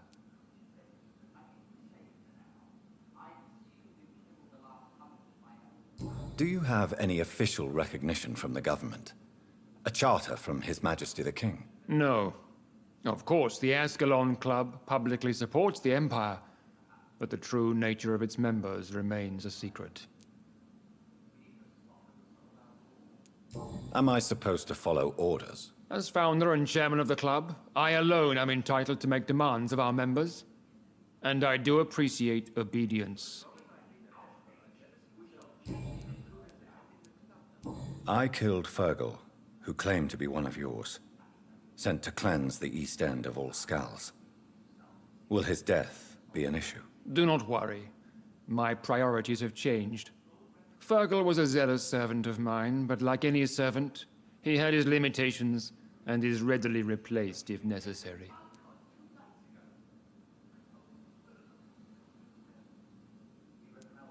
What is the Ascalon Club's express purpose? We follow the credo of William Marshall, the greatest knight who ever lived.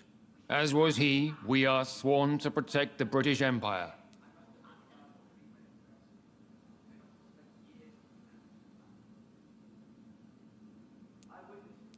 What does Ascalon mean? Ascalon was the lance wielded by St. George, glorious patron saint of England when he slew the dragon.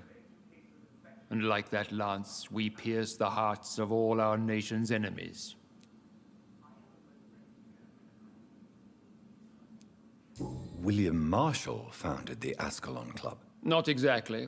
William Marshall granted me immortality, and I founded the club a few years later. The good knight has been gone for so long.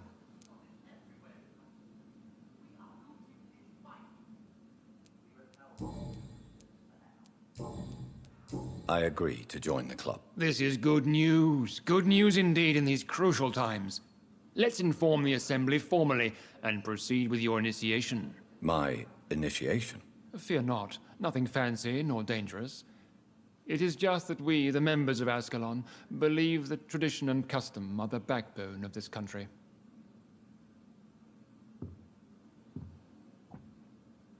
My fellow members, dear friends, please gather and welcome this Ekon as one of our own.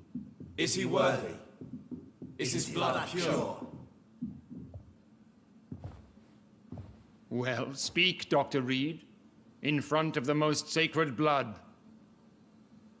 The blood of our beloved William Marshall, speak now. Will you serve and protect the crown as he did? Yes, I will. Then, young Ekon, it is time to testify with your blood. It is time to sign the Book of Allegiance. I know it's awfully gothic and a tad pedantic, but England's traditions are the backbone of our nation.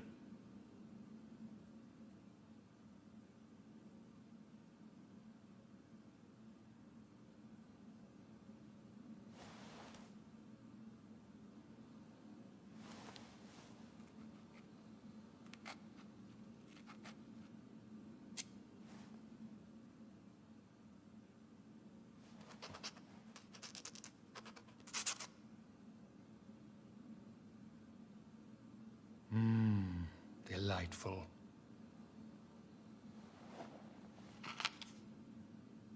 Welcome to the Ascalon Club, Dr. Reid. Take your place among the bearers of the lance. One of us! One of us!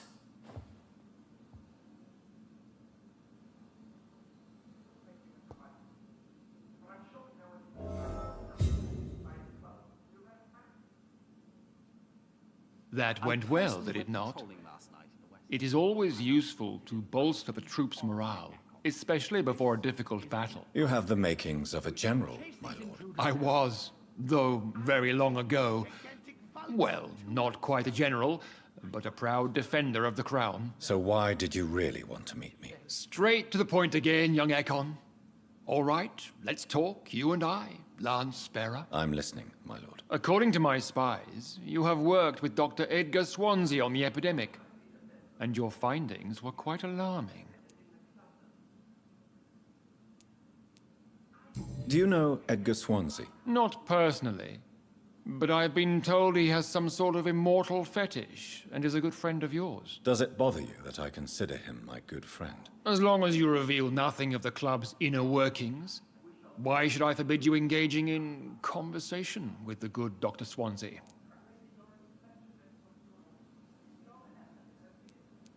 You were spying on me? Not personally.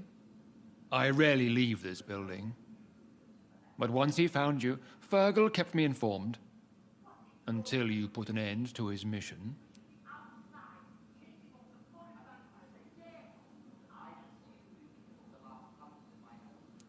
Who was Fergal? I don't see him sipping tea with the others in the club. Fergal Banshire was my squire of sorts. Even before becoming that magnificent beast, he was a brute. He served me well for decades. No, I mean, what was he? He was clearly no ordinary vampire. No. He was a Volcod. All muscles and instinct. Quite the rare breed. Ferociously territorial. Mortals often mistake them for werewolves. You do know I killed him? Yes. Will you bear ill will towards me for his death? Of course not. Your victory was quite impressive and courageous. You earned my respect. Yes, I'm convinced the recent invasion of frenzied Skulls in London is directly linked to the epidemic. This is not the Spanish flu, but something else. I would be glad to hear more of your discoveries, Dr. Reid, but for now, my main concern is the security of London's inhabitants, both mortal and immortal. What do you mean? Alarmed by the epidemic, the Guard of Prewen has started a war against us British vampires. To appease the situation, we must eradicate the Skulls.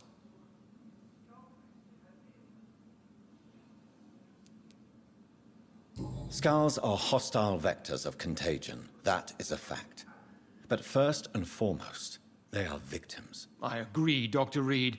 Most of the new Skulls who roam the streets at night used to be good British citizens. But they must be put down nevertheless. So, what do you want me to do? I want you to investigate the city thoroughly. I have reason to fear there are cases of contagion in this part of town. Our absolute priority is to find and cleanse them. And how would you like me to proceed? By all means necessary, Dr. Reid. You are now a member of the Ascalon Club, and you have carte blanche. Interrogate the locals, follow all the leads you find, and get results. Skulls have been spotted everywhere in London. We are losing this fight.